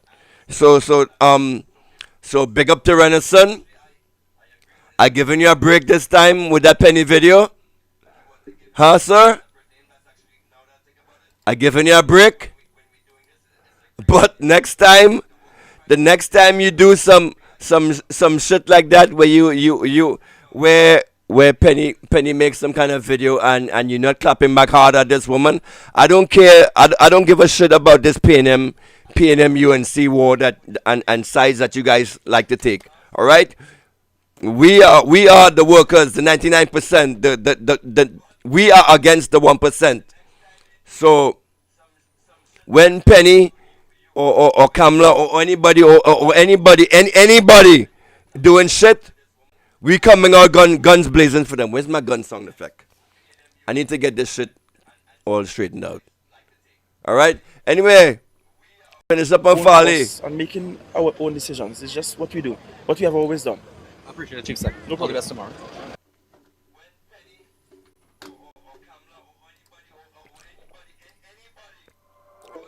All right. So there's this video I want you. Hold on, let me set this slide up for you.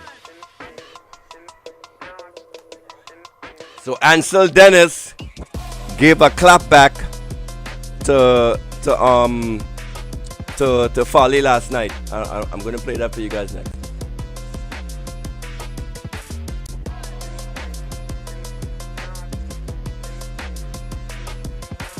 Boom, here it is. Prime Minister was asked, how you guys feeling tonight? I lost the chat. Where's the chat?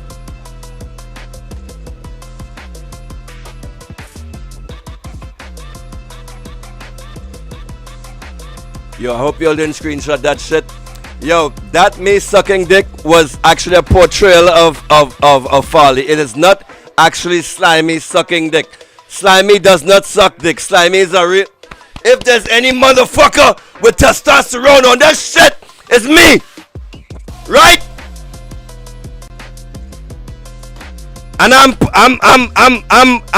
coming after my own fucking partner on this stream. Alright?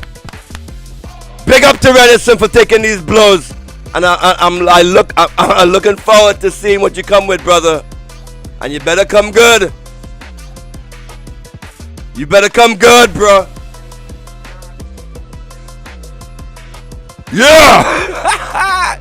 Yo, I'm looking at myself on the camera. I look kind of fucking crazy right now. This is not just Pepsi. This is Pepsi and Hennessy, so I'm a little drunk.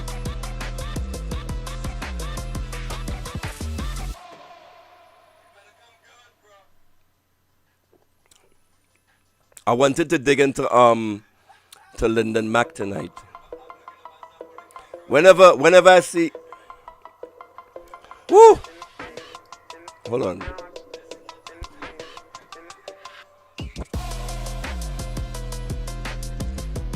Let's play the clap back for Ansel Dennis. about the Chief Secretary saying that if he had...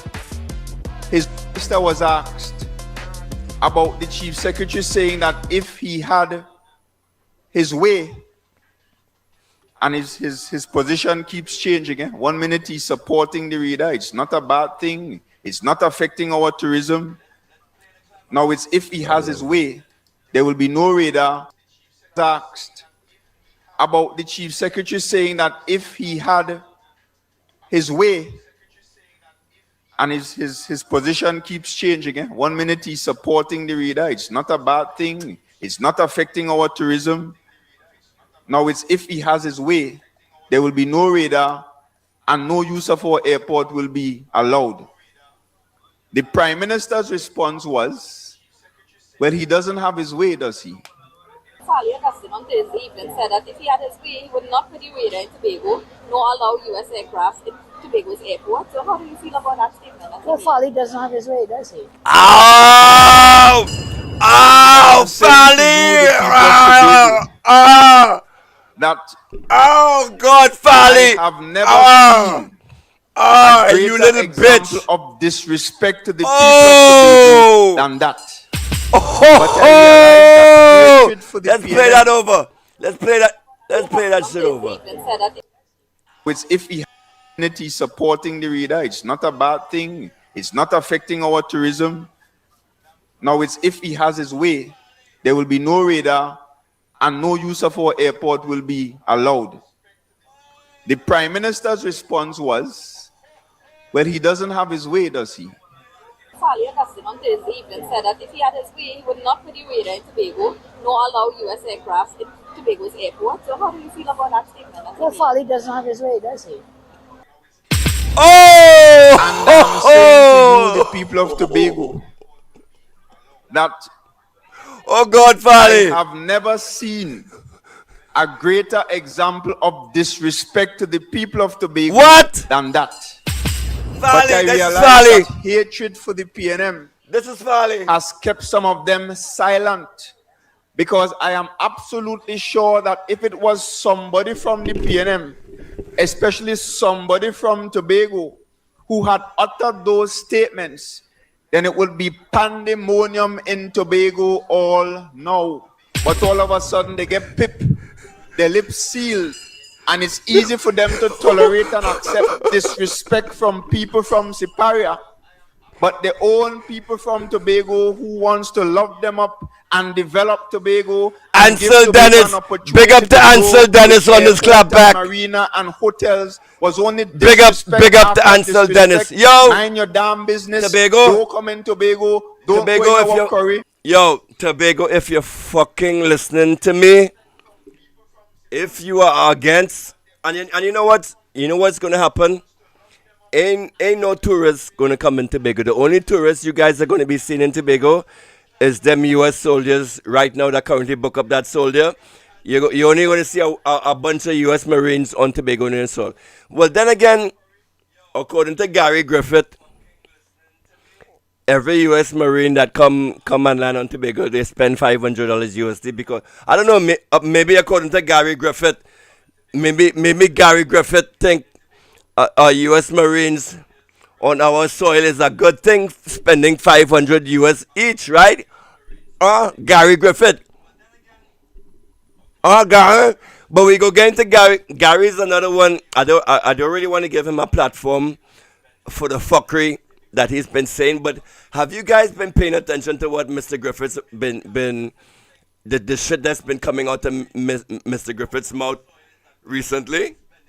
When it comes to this whole war situation, you would be, if he had more attention, you would be just as appalled with him as you are with Roger Alexander, because that motherfucker is just as fucking bad. And I am so ashamed that I supported the NTA this last election come true.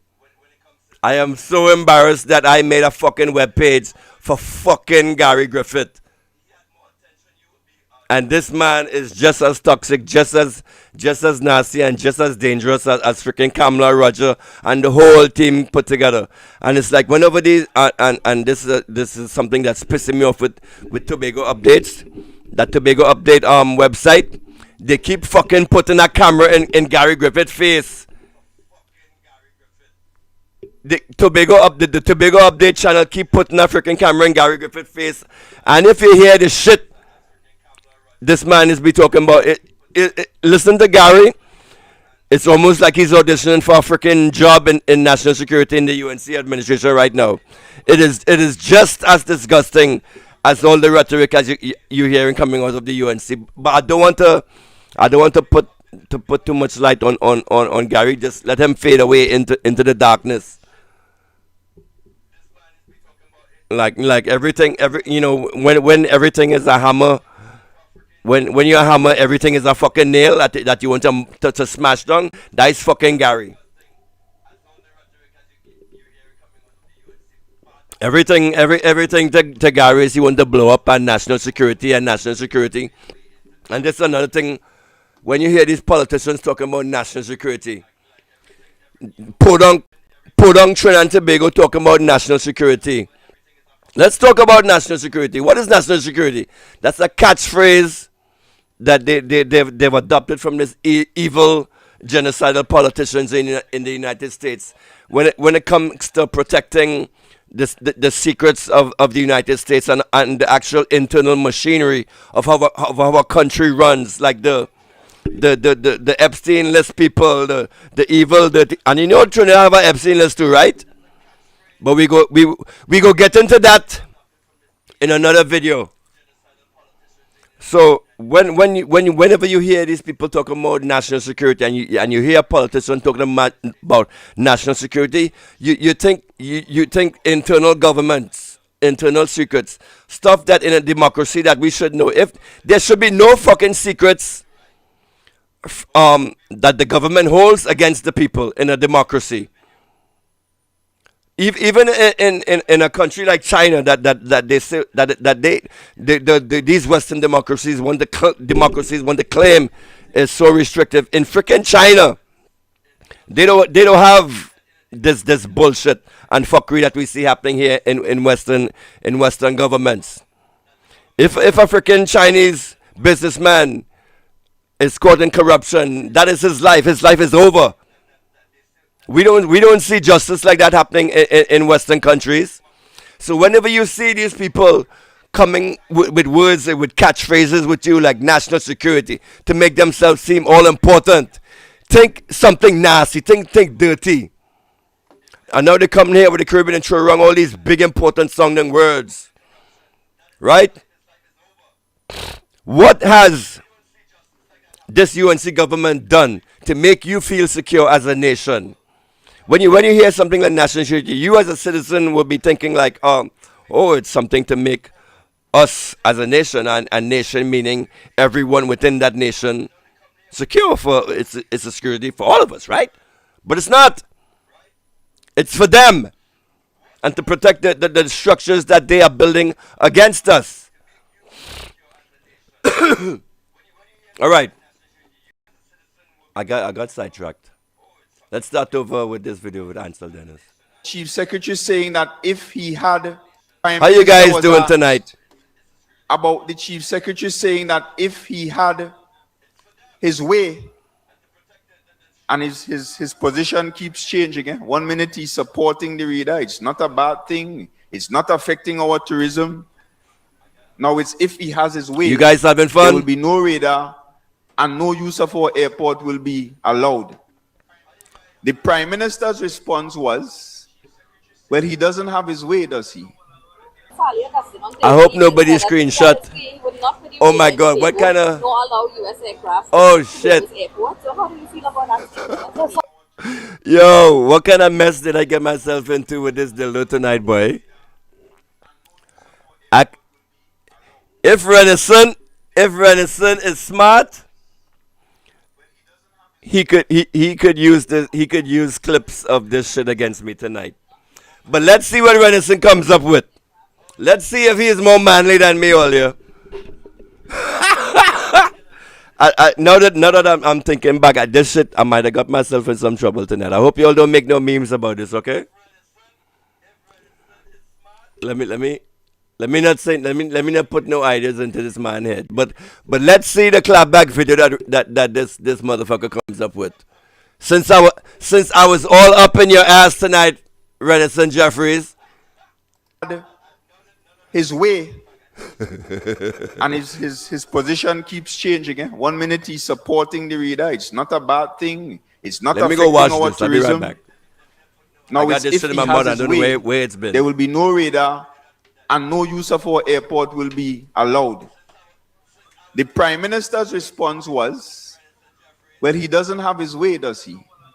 On Thursday evening said that if he had his way, he would not put the radar in Tobago, nor allow U.S. aircraft in Tobago's airport. So how do you feel about that statement? Well, Folly doesn't have his way, does he? And I'm saying to you, the people of Tobago, that I have never seen a greater example of disrespect to the people of Tobago than that. But I realize that hatred for the PNM has kept some of them silent, because I am absolutely sure that if it was somebody from the PNM, especially somebody from Tobago, who had uttered those statements, then it would be pandemonium in Tobago all now. But all of a sudden they get pipped, their lips sealed, and it's easy for them to tolerate and accept disrespect from people from Siparia. But their own people from Tobago who wants to love them up and develop Tobago and give Tobago an opportunity to grow with airport and marina and hotels was only disrespect after disrespect. Mind your damn business. Don't come in Tobago. Don't go in our curry. But all of a sudden, the lady from Siparia could disrespect the chief secretary, disrespect the people of Tobago, put a radar there, and we have to take it. Because that's what she's saying. We don't have a say. We have to take it. I am the Prime Minister of Trinidad and Tobago, and I could put a radar in all your backyard, whether all you like it or not. And I'm saying to you, the people of Tobago, that under the next PNM THA, we are not going to take it. And therefore, I'm saying to you, join us, vote for us, put us back in the THA, where we have a bold new vision and where we will say to Kamla Persad-Bissessar and the UNC and her friends from other countries to take your radar and go from here. And only when you do that and we return safety and peace to this island of Tobago, so that our cruise ships wouldn't cancel and our hotel guests wouldn't cancel, only then can we say, great is the PNM. Great is our God, great is the island of Tobago, and we have prevailed. All right. Let me make this clear with all you. I'm only supporting the PNM because they are against the UNC and hopefully if there's some kind of drastic shift that happens over in Tobago, it could kind of slow down the momentum of what is happening when it comes to war, regime change, and the destruction of both of our countries. So the only reason I'm on the PNM side in this battle is because they are against the UNC, and Ansel Dennis is actually saying the words that I want to fucking hear as a citizen. I want to hear war, I want to hear radar, I want to hear this, that, and the other. I don't want to hear no shit about drug boats and how radar helping us and how the radar is so great. It's piercing the northern range and it's finding boats without engines in the Caroni swamp, right? A radar that's supposed to detect metal objects somehow pierce through the freaking northern range and find a wooden boat with no metal engine on the engine, but the radar find that, and the actual fucking security services, your people in leadership in your fucking country is telling you this shit, and you are supposed to just sit back and take that. This you people of Trinidad and Tobago, all of you guys right now in Trinidad and Tobago, this is what you are taking from the UNC right now. When you think you're fucking winning, this is all you're getting from them. From every member of that UNC government, every single last one of them, even fucking Penelope Beckles, this is what you're getting. This!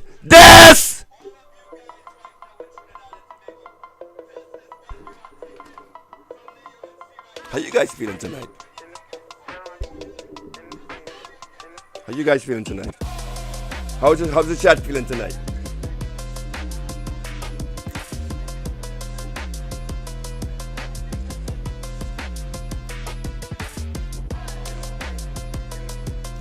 How y'all feeling in the chat? Forget me. I'm a madman tonight. I tell you, I was vexed, right? And one of the things that actually motivate me to be a better streamer is when I'm angry with something. So like sometimes I'll be cussing Renison in the like especially we had a disagreement last time, me and Renison. So we came up with this idea that we would form this union, right? That the workers' rights platform is actually a legitimate union in Trinidad, right? So we had this idea that we would like bring it back to life. So should I be revealing this? But you know, whatever, fuck it, I'm drunk. So in the chat we've been trying to set up like a team, like a leadership team where we can like get together and chat and form and whatever, like leadership stuff, right?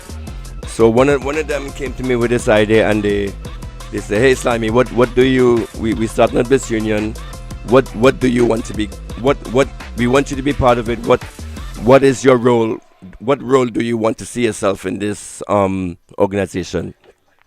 Straight off the bat I say, make me the chief CTO, the chief technological officer. Anything to do with tech, whatever, that'll be my job, right?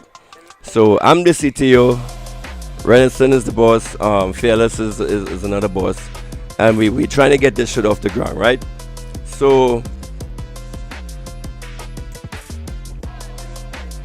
we created a WhatsApp chat group for the leadership. They've been trying to, and one thing about me is when I have this like military background with me, like if you getting me involved in a project, you guys got to be on point with your shit. I don't like to see disorganization. I don't like to see disunity. I don't like to see haphazardness. And once I see that shit happening, I look for the exit. And like this is the same stuff that I experienced when I was working with Philip Alexander. You guys, I don't know if you guys remember that I had the I was the one that built the Philip Will Fix It website when I was a Philip, you know, back then. And I one of the things that when I was working with him, with Philip, I was like, give me a list of all of your team members. Give me a list, contact information, phone number, etc., profile of all of your team members. Let's get this stuff done with. It took me damn near 3 months and bouncing from person to person to person, from the one-arm lady. Actually, the one-arm lady was the actually last one I got referred to get this so-called party list, because I was building the website. I was making like profile pages for all of the candidates, and in that 3-month endeavor, not one fucking, I didn't get not the profile information for one member. I had to actually go around, do this shit myself. Like I would listen to the videos Philip would make, and I would actually listen to the candidates speak, and like if they gave contact information for themselves, that is what I would use to actually build a contact list for fucking Philip Alexander. So it was nothing but disorganization and not knowing what the fuck he's doing, and it got to the point like you guys know how I am with free speech. So since I'm based abroad, I like one of the things I enjoy doing is I would get like I'm really into global politics, and I'm very knowledgeable about global politics. So like when you're in a WhatsApp group with me, you would get like videos from me from events that happen all over the world, because I believe that as a news reporter, you cannot be limited to events that's happening in Trinidad alone. You have to have like a wide, broad base of knowledge of information coming to you in order for you to understand what is happening in the world, what is happening in your local government, and when you see your local government doing bullshit, as compared to like stuff that's happening on the global stage, it should make you more knowledgeable. So I think when the war first started, I started sending Philip Alexander videos of the conflict and that was happening worldwide. And Philip was like, "Hey, this is great. Keep sending me stuff like this." So once he said that, I got like into my head that I could actually train this future politician of Trinidad and Tobago onto events that were actually happening on the global stage. Because if he's going to get into leadership into Trinidad, he has to know what's happening in Ukraine. He has to know what's happening in America. He has to know what's happening globally. So I took it upon myself to like start feeding Philip all of this information about the United States. One thing about me is when you get information from me, it will be more of an anti-USA stance. Like I'm a communist, I'm a socialist communist, I'm a full communist, but since you guys are scared of that word communism, I apply socialism to me, right? But I'm a communist. So I was trying to influence and to teach Philip Alexander into like a better economic system, a better way to treat people or whatever. And one thing that really turned me off at Philip, because he used to do these live videos, right? And then he would have callers call in and ask him questions on a live. So I called in on one of his lives and asked him a question about capitalism. And the response to that question was, "I am a capitalist to the bone." That right there was my first red flag against Philip. So I'm sending this motherfucker all this information, all this knowledge, and he still. So that was my first turn off with him. And then in the end, what actually made me and him enemies is I was teaching him about somebody came into his chat into like, because Philip Alexander did a live. Someone came into his chat and started talking some shit against him, and Philip automatically blocked him. And I'm like, no, you cannot do that. You cannot silence the voice of a citizen. You're a politician, and you cannot go on there and just eliminate the words of a citizen because you disagree with what he's talking about. So I start calling him out against it. I'm like, what the fuck are you doing? So then he blocked me for complaining about the guy that got blocked. So he blocked me. So that then from that instant right there, me and Philip Alexander became enemies, and that's how that started. So it started with this organization that turned me off, and it ended with that. So now come back around to this union that the Workers' Right 868 platform was trying to form.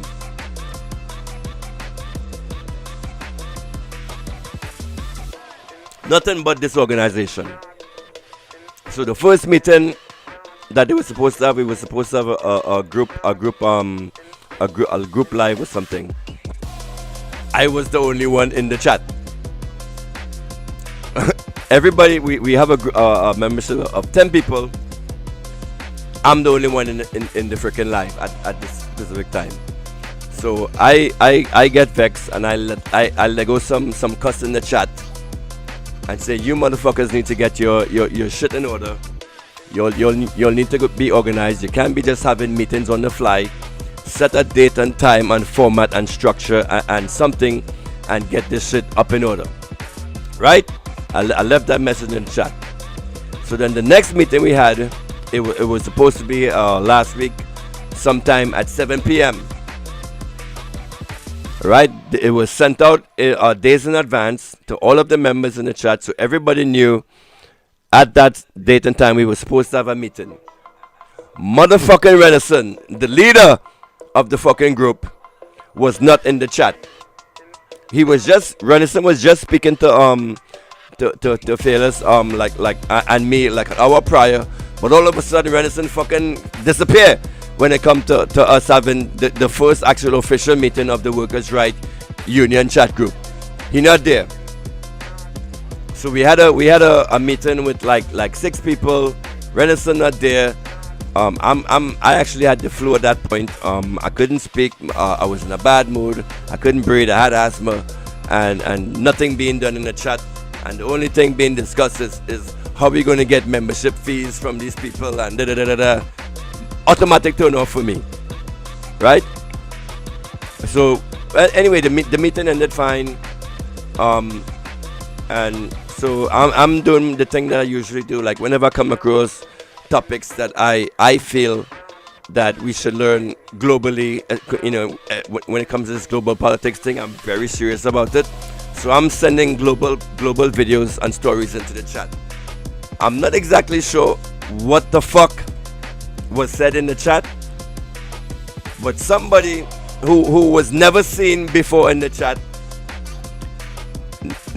who missed the first meeting, who missed the fucking second meeting, and the first contribution in the chat to them was, oh, I have opposition to the cursing that is happening in here.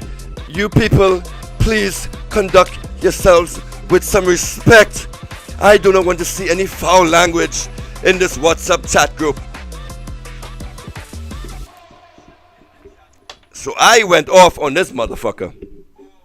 I went off. I Lego a whole to this person who just fucking appeared out of nowhere, wanted to run my fucking mouth, the policeman. And then again, when I actually read through the chat, there was nothing that I said that was derogatory or cursing up to that point.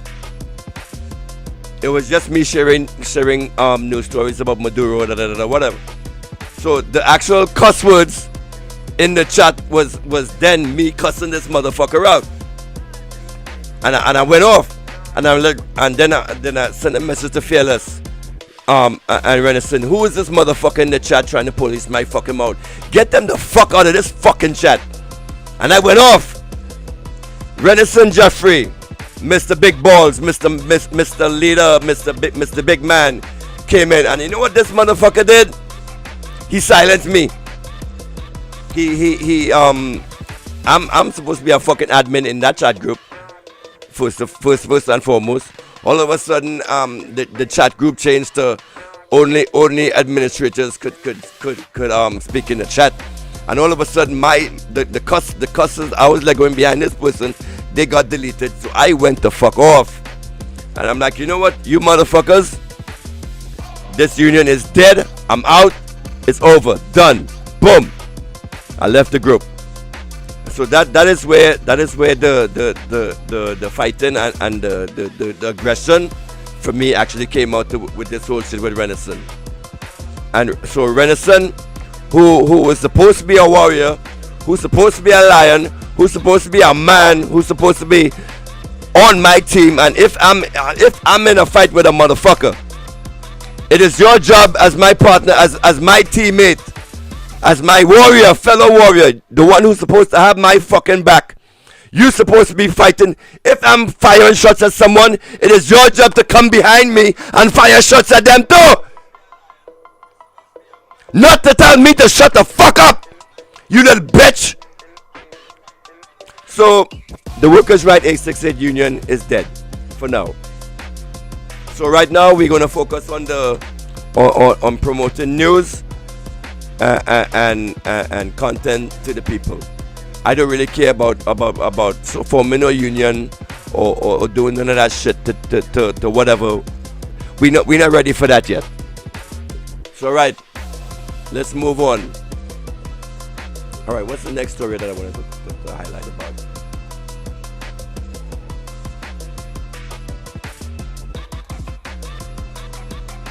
Don't try to police my mouth ever.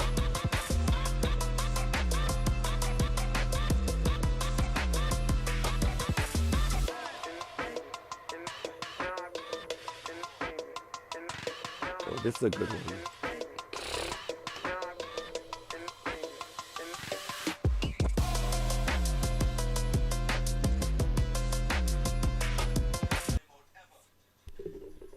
Especially when I'm always on the fucking right. One thing about me, I am incorruptible. Money don't affect me in this fucking game. I am for what I stand for, what is right, for what is for the people. And this thing you Trinis have with this colonized mindset that you people have, where you are against swear words, where for somehow the Bible told you that it is wrong to fucking swear. Get that fucking colonized bullshit out your fucking heads, especially when you're interacting with me.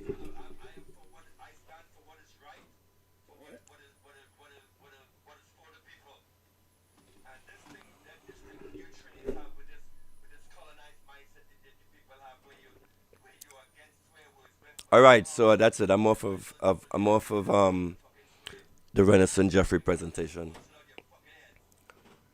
Am I ready for this right now? So Margaret Kimberly is. Oh, why is this slide not showing?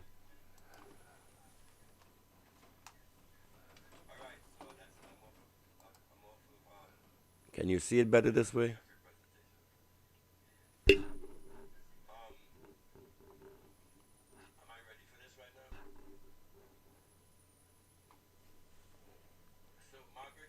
You guys should know about Margaret Kimberly. She's a world-renowned journalist.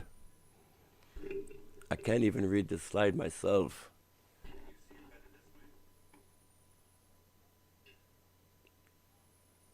I gotta change this. All right, this is not working out. Hang on a second. Let me bring this to this screen here.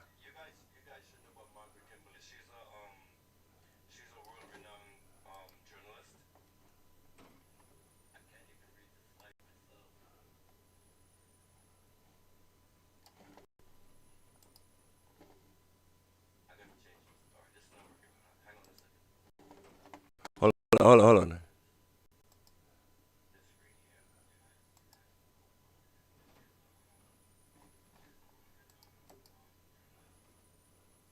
Ocean duck? KG man, that make no scene. Oh well. Tell them make no scene. Don't make no fucking scene. Man, tell them make no scene. Oh well. Tell them make no scene. Don't make no fucking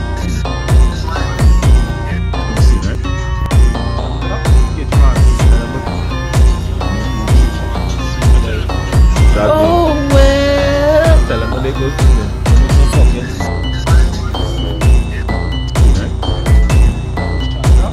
oh well.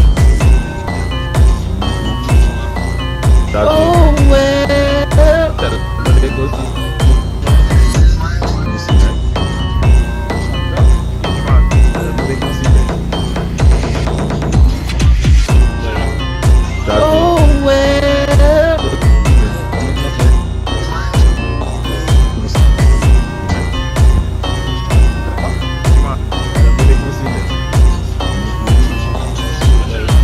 Oh well. Tell them make no scene. Don't make no fucking scene. Tell them make no scene. Oh well. Tell them make no scene. Don't make no fucking scene. KG man, tell them make no scene. Oh well. Tell them make no scene. Don't make no fucking scene. Her was found. They murdered, they created genocide by polluting the Indians with smallpox, with the blankets they gave them to help them. Then they made treaties, and they broke every treaty. This is the history. Every country that went in under the guise of help, Mexico, they made a trade deal. They made them poor. Philippines, every country. They went in to Hawaii.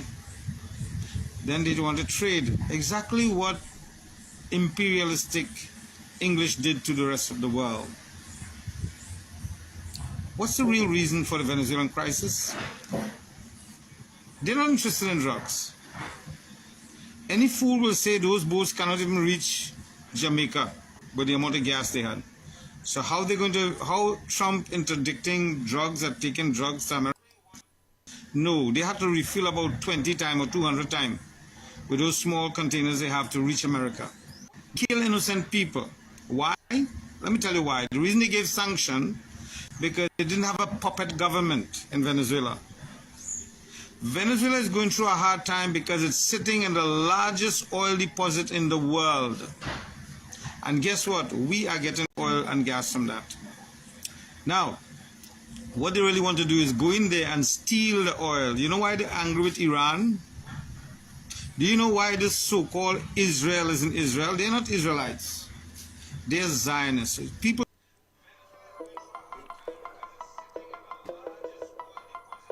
How you guys feeling tonight? I wanna do my Olive Jack presentation.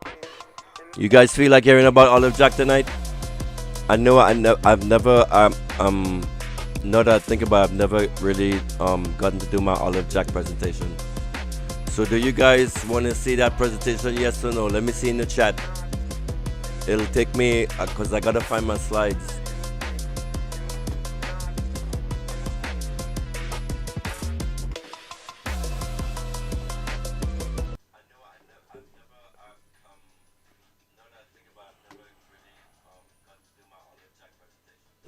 So these are my slides for Olive Jack. I prepared this a while ago.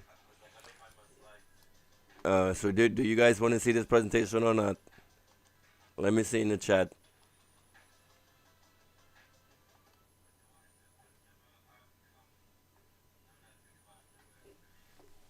I don't know if I have the strength for this tonight.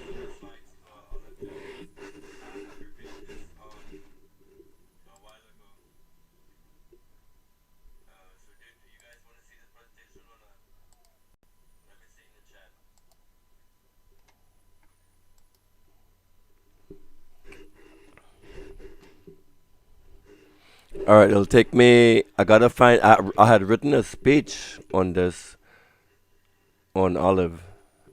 Where the hell did I put it?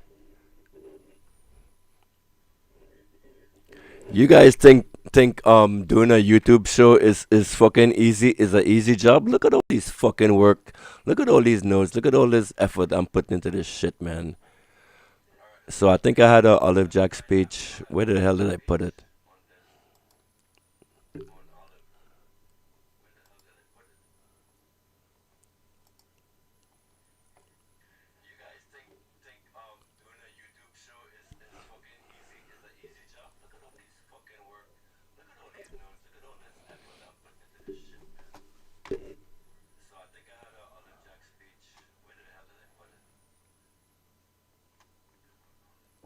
All right, you know what?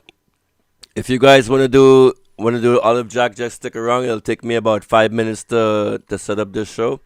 I gotta find where the hell I put my notes for this. So in the meanwhile, I'll put you guys on a transition video. Where this one of our UNC supporters was actually criticizing the, Kamla Pasabisasa. So let's get that on. If you're interested, if that's something you're interested in getting into. Her was found. They murdered, they created genocide by polluting the Indians with smallpox, with the blankets they gave them to help them. Then they made treaties, and they broke every treaty. This is the history. Every country that went in under the guise of help, Mexico, they made a trade deal. They made them poor. Philippines, every country. They went in to Hawaii. Then they want to trade. Exactly what imperialistic reality all the ways. Yo, my nigga, yo. Reality. What's the real reason for hold on. crisis? Yo, me and you are thinking alike, my dude. I already that is my goal here. I want to start a new political party in Trinidad. And it's going to be called the Trinidad and Tobago Revolutionary National Socialist Party. I already started that.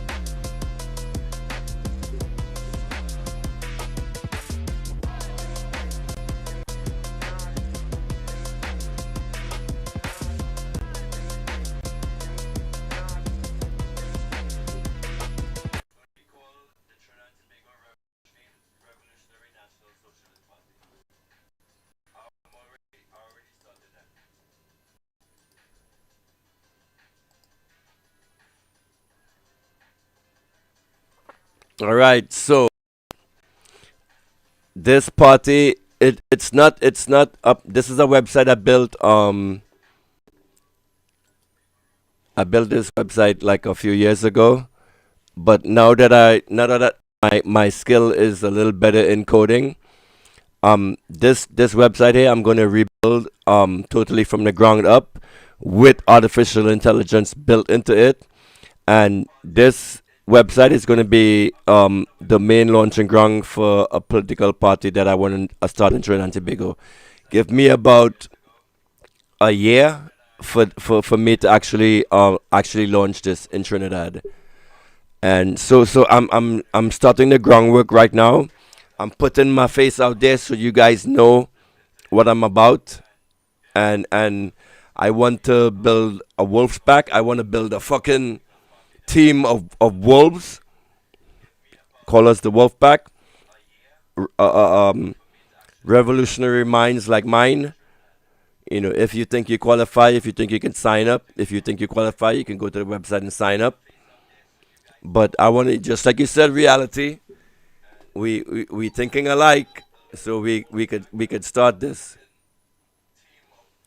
And I don't know if I'll be the prime minister, but I wanna to set up like a system where we set up a team of revolutionary leaders in Trinidad. So you guys keep your eyes out.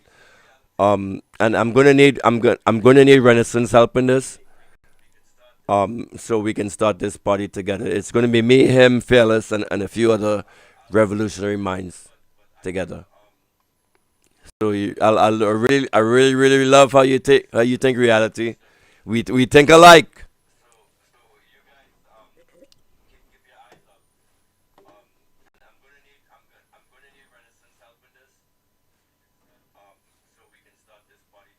Why is it not showing?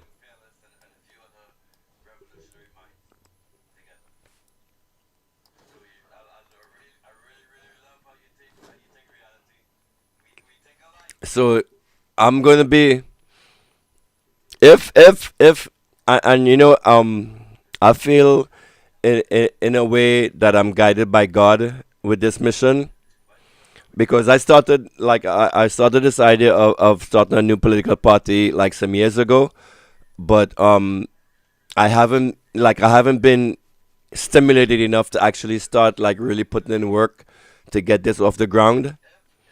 And one of the good things I like with this partnership with Renaissance and the Workers' Right 868 platform is now we actually have he's actually pushing me forward to do this, from here. And that's one of the good things I really like about this partnership with Renaissance.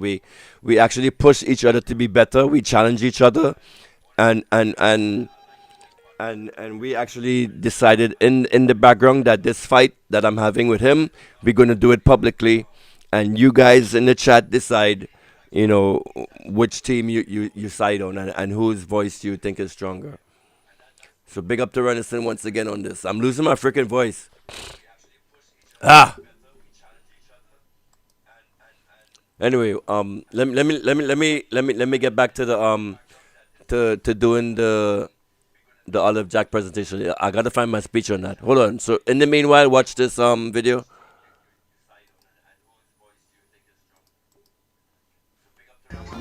Oh yeah, no scene, man, no scene. Okay. Oh, well. You. There are a lot of concerns. Now is not the time, maybe, but I will not go into depth. Minister of National Security, Homeland Security, Minister of Defense, AG. There are concerns about what's happening. Let not your hearts be troubled. Do not fear, because Kamala is here. Do not fear. Do not fear. And so while you're worrying about the radar, I want you to know every one of you is on my radar. Every one of you is on my radar because I'm looking out for you. So you worry about radar and you worry about Venezuela. Don't worry. And I'll tell you something, I think it's the height of hypocrisy and unkindness that there are people in our country who want to fight the Americans. Tonight, I say it again, I stand in bilateral relationships with the United States of America. They are amongst our oldest trading partners, one. They are our largest trading partner in terms of millions of dollars trade between us. With Venezuela, we have 0.000 trade. With the United States, Minister of Trade, are you here?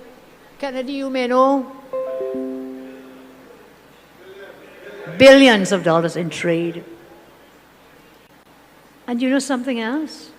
I don't think people know this. Over 350,000 Chinese hold U.S. visas. Over 350,000 Tobagonians hold what? A U.S. visa. Why? Because people like to go and visit the United States, going to other parts of the world. I won't name where. Oh, Philip, did you know that? I found over 300,000 Chinese. And they use this to travel once, but per times. Several people travel. So why are you bad-mouthing the people? You want to go in the people country, but you want to bad-mouth them. Isn't that hypocrisy? And careful, you don't end up like Antigua and Barbuda and Dominica, who bad-mouthed in the U.S., and guess what happened? All their visas restricted now. They've cut their visas. Which Trini wants to cut their visas, so behave yourself. Understand where our help comes from. Understand who could protect and defend Trinidad and Tobago. Right now, there's only one country in the world can do it. They have the money, they have the equipment, they have the assets. And Trinidad and Tobago first. I thought I would share that with you, but it'll go further. Over 250,000 Chinese live in the United States. You understand? 200,000 Chinese regularized live. And right here in Trinidad, 350,000 holding U.S. visas, you have about 20,000 Chinese who are dual citizens. Meaning U.S. and Trinidad. So what's the problem? So don't well and go to the people visa and Florida and shop and go wherever and shop. Huh? So just leave the people alone. Leave them alone. Because I don't want a Trinity or Tobagonian to lose their U.S. visa. If it happens because of me, we remain in partnership with the United States of America. So let's live with that. And let's continue to prosper together. So if anybody comes to Tobago, whom you think will stand? I know Phyllis wants India will come in here, not come in here, child. Not come in here. They are too far away. They may come with your hearts and with your love, but they're too far away. So right 7 miles away is one country, and a few more miles is the USA. So we have to depend on any defense assets and military might and power with USA. Like them or don't like them, that's not the issue, is who will give us the best to put TNT safely and to put TNT first. So Mr. Roger, you got the memo. I hope all of you got the memo tonight. Let's stay together, united, and let's have a very blessed and joyful.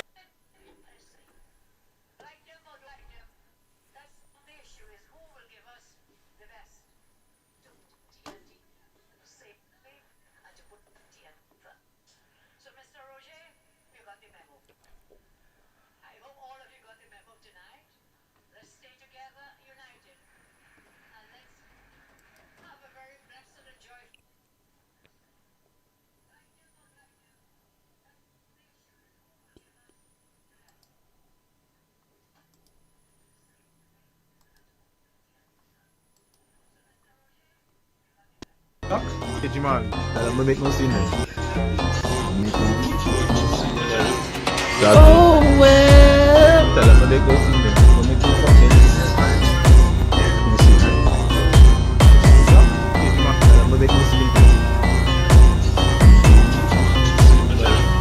Oh, well. Tell them what they go see them. They committed genocide by polluting the Indians with smallpox, with the blankets they gave them to help them. Then they made treaties, and they broke every treaty. This is the history. Every country that went in under the guise of help, Mexico, they made a trade deal. They made them poor. Philippines, every country. They went in to Hawaii. Then they wanted to trade. Exactly what imperialistic English did to the rest of the world. What's the real reason for the Venezuelan crisis? They're not interested in drugs. Any fool will say those boats cannot even reach Jamaica with the amount of gas they had. So how Trump interdicting drugs are taking drugs to America? No, they have to refill about 20 times or 200 times with those small containers they have to reach America. They kill innocent people. Why? Let me tell you why. The reason they gave sanction, because they didn't have a puppet government in Venezuela. Venezuela is going through a hard time because it's sitting in the largest oil deposit in the world. And guess what? We are getting oil and gas from that. Now, what they really want to do is go in there and steal the oil. You know why they're angry with Iran? Do you know why this so-called Israel is in Israel? They're not Israelites. They're Zionists. People wake up and understand what's really going on in the world. America is the biggest terrorist and thief in the world. Yes, this is what the facts and the history says. They want to go in there and steal the oil and gas. And I say thank God for China and Russia. Because America will go in there now. Kamala Prasad-Bissessar, Senior Counselor, Honorable Prime Minister. I don't know who is giving you advice, but whoever is giving you advice needs to be put before a firing squad and shot. Hear what I'm saying? The person who is advising our Prime Minister to support America in terrorism against a sovereign nation should be put in front of a firing squad and shot, because they're putting everyone in Trinidad in harm's way. I love you, Madam PM. You're the most wonderful Prime Minister our country have ever seen. However, that moron that's advising you, that idiot, that greedy fool who is collecting our sidekick from certain people who print money and can give away, they are putting every good Trinidadian in harm's way. Do you know that every Venezuelan over the age of 18 who is in Trinidad here was trained by the Venezuelan army? Do you know that it takes them not long for a 7-mile journey from Tocopita to Trinidad? Do the maths. Do the maths, people. Do you know that certain previous government ministers were sleeping with 5 and 10 Veni women so the gangs and the drug lords can bring in arms and ammunition and drugs in this country? My dear Prime Minister, have you considered these facts? That should the Venis, who are trained military operatives, decide to arm every Venezuela or half of them in Trinidad, your little defense force, your little bit of policemen cannot stop these Venezuelans from creating chaos in our wonderful twin island. Did you consider this, Madam Prime Minister? Did that fool who is advising you, I don't care what's his name, that idiot who is advising you and telling you America is about getting rid of drug law, did they lie to you? Yes, they lied to you. They're not about drug law. They're about regime change or government change, because they want to steal the oil, the gas, the gold, the water, the timber, and all the other minerals that they have in Venezuela. This is the modus operandi since they became a nation. After World War II, have you considered, Prime Minister, how many illegal wars America have been involved in, all under lies of weapons of mass destruction in Iraq, other bullshit in Afghanistan? They got their ass whooped. They lied and went into Vietnam. Did you know that, Madam Prime Minister? That they shoot their own boat to create a hole as an excuse to go in Vietnam and Korea? Do you know they believe in a certain doctrine where the sacrifice for few of the few is for the greater good of the many? We are the few, Madam Prime Minister. They will sacrifice our island under lies and pretexts to go to steal the oil and the gas and the gold in Venezuela. Are you willing to ruin your whole legacy that you worked so hard to build for an idiot and a moron like Trump? Yes, he's the president of the United States, but he's an idiot. He's a greedy, scheming, scamming hypocrite. He's only concerned about lining his own pockets with aircraft gift and billions of dollars in gifts to his son and son-in-law and family and friends. He's not a genuine man. I told people support Trump. Now I wonder if that's the real Trump or a clone. Madam Prime Minister, people of Trinidad and Tobago, wake up. Because this will not end well with Trinidad and Tobago. I want you to think about it. Every adult, male and female, from the time they was 15, 16, and 17 years old, they did 3 years training in the Venezuelan army. There's a lot of lieutenants and colonels and sergeants in Trinidad working in the construction field. I met them, I know them. And every one of them was trained.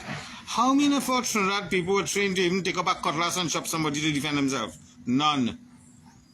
These people are trained how to kill.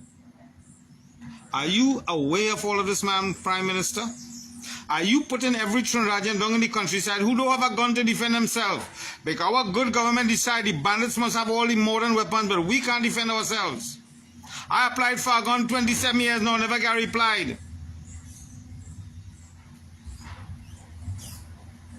But we want to go up. When you support America in this, you are directly and indirectly saying to Venezuela, we want to destroy you so America can steal your oil, your natural gas, your gold, your water, your timber, and every other mineral that they can find.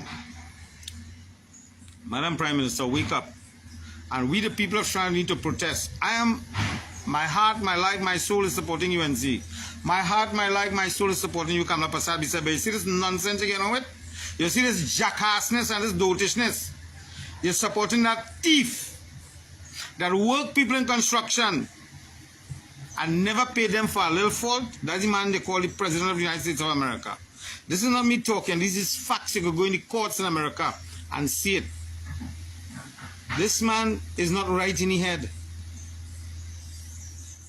Anyway, I already cursed America and they're on a downturn. And there's no being in heaven or earth that can save them. There's no economy and no amount of print of money that can stop them and Israel from being destroyed. Madam Prime Minister, I strongly beg you and I urge you to consider all the facts before you endanger the people of Trinidad and Tobago by supporting a crazy, and I'm going to use the word regime in the White House. When they want to condemn a country, they call them a regime, even though they're duly elected by the people. This people called the USA is not a democratic country, Madam Prime Minister. They're the biggest terrorists in the world, and the world is waking up to these facts. Are we in Trinidad going to support terrorism to our next door neighbor? We have over 250,000 Venis here. Over 150,000 of them is trained military. How much people we have in our military, Madam Prime Minister? 20,000? Think about what I'm saying. They can have a gun load of arms and ammunition reach Trinidad in less than an hour. What do we, the people of Trinidad and Tobago, have to defend ourselves? We, the righteous citizens, don't even have access to firearms. Not even defend ourselves against the crooks that is Trinidad born and grown. Madam Prime Minister, you are putting the entire nation at risk with this reckless move by the advisor. Whoever is that advisor should be jailed. Anyway, I say my piece. I may not be big in your party, but I'm telling you, Madam Prime Minister, this will destroy the great legacy you have built. I want you to consider this. I want you to consider this and rethink our stance. I support you when you say you want to get rid of the drugs and the cartels, but America just know you go buy that. They're not interested in drugs. That DEA push the You biggest guys set of feel drugs. this is going live Imagine a in DEA 30 plane minutes, crash so in I'm going to Colombia end with the what, 10 stream and tons all of you of guys go cocaine. over Where it to there going? after that. America So is what? I'm going to As be live evidence? for 30 more minutes. Answer this, Madam Prime Minister. Don't believe what I say. Look it up. Stop putting our lives in danger, Madam Prime Minister. I'm in Pinal, which is now rightly called Toco Pinal. Your office is in Pinal. There's more Spanish after 5 in the evening in Pinal Junction than Trinidadians. Wake up, you're putting we in Pinal at risk. Imagine Pinal no longer Pinal, it's called Toco Pinal. There's a reason. You are never here to see it. I don't go Pinal after 5, 6 in the evening for this reason.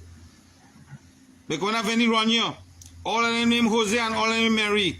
Who you going to tell the police? Jose rob you? Who is Jose? Which one? There's over 10,000 police no name Jose. Which one them rob you? Madam Prime Minister, consider the safety of our people, please. Reconsider this. I am disgusted when I see CIA agents, American warplanes, terrorism plane landing in our airports. I'm disgusted to the bone. Anyway, people, I'll wake up. Advise your MP this is not a good move. We don't have the skills, physical training to combat these Venezuelans that are soldiers from the Venezuelan army. You think when Venezuela get attacked and the family get killed, they're going to smile and say, well, we're sorry? No, they're going to take it out on the neighbors. They're going to take it out on you and me, people. Wake up and talk to your MP. Talk to you later. Have a nice day. So a lot of people went and voted for the UNC because of this whole Axie tax notion that you all were campaigning on. And now 7 months in office, after winning the election, all I'm seeing is tax, and more tax. What happened to Axie tax? New taxes will be implemented because that's what you all campaign on, didn't you? Well, I'll tell you this. A lot of UNC supporters, they're disgruntled. They're not happy with the direction that this UNC government is taking presently. They're not happy at all. Bet your bottom dollar they're not. So, what exactly are you all doing? Hell, you all even doubling down on traffic fines. You all double up every single thing. I voted UNC because you all said that you were going to done away with the demerit point system. You all said that no more taxes, Axie tax. But that's not what I'm saying. These new fines that you all have is even worse than the demerit point system is. And a lot of UNC people, a lot of people who voted for the UNC, they're now asking to get their vote back because they didn't vote for that. I didn't vote for that. All I'm seeing is tax. So you guys sure that you all were talking about Axie tax or tax the tax? Because you all even taxing the tax right now. That's how ridiculous it is. And don't give me this bullshit about PNM and PNM this and PNM that. We voted this UNC government to make our lives better. To do things that the PNM didn't do to seek the interests of the people and make living conditions a little bit better. Not tax the life out of us like the PNM did. We got rid of the PNM for that exact reason. And I saw on one of those remove the UNC group that they say that UNC will never see office in Trinidad and Tobago ever again after this 5 years.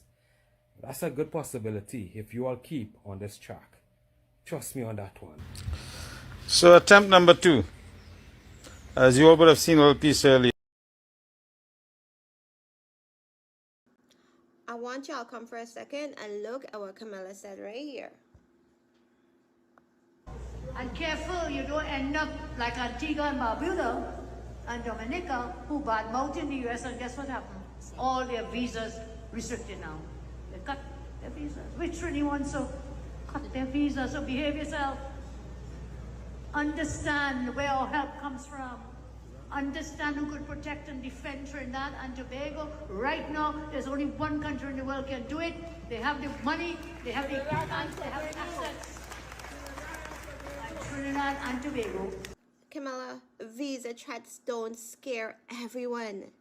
Some of us don't fold just because a bully is loud or powerful. Not everyone bows, not everyone sells out. You chose compliance. You did. Others chose backbone. That doesn't make us reckless, it makes us principled. We can build without visas. We can invest in Caribbean universities, healthcare, and regional strength. Dignity isn't imported. Before lecturing Antigua and Barbuda or Dominica about gratitude, maybe clean up the corruption at home in Trinidad and Tobago. Worry about your own house.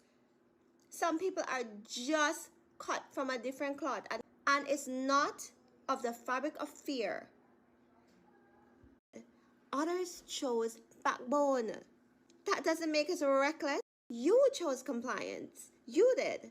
Others chose backbone. You did. Others chose compliance. You did. Others chose backbone. That doesn't make us reckless, it makes us principled. We can build without visas. We can invest in Caribbean universities, healthcare, and regional strength. Dignity isn't imported. Before lecturing Antigua and Barbuda or Dominica about gratitude, maybe clean up the corruption at home in Trinidad and Tobago. Worry about your own house. Some people are just cut from a different cloth, and it's not of the fabric of fear.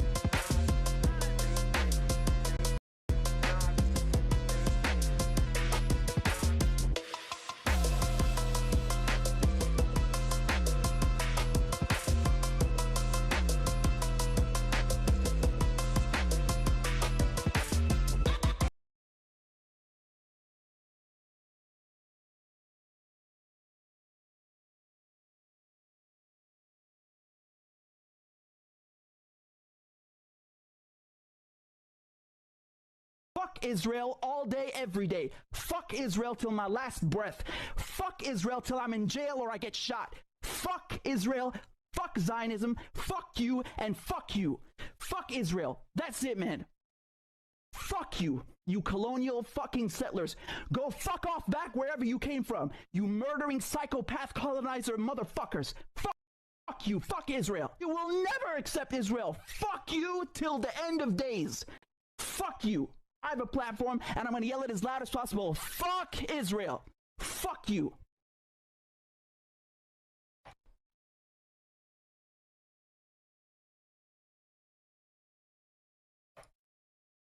Thanks for tuning in, everybody. Good night.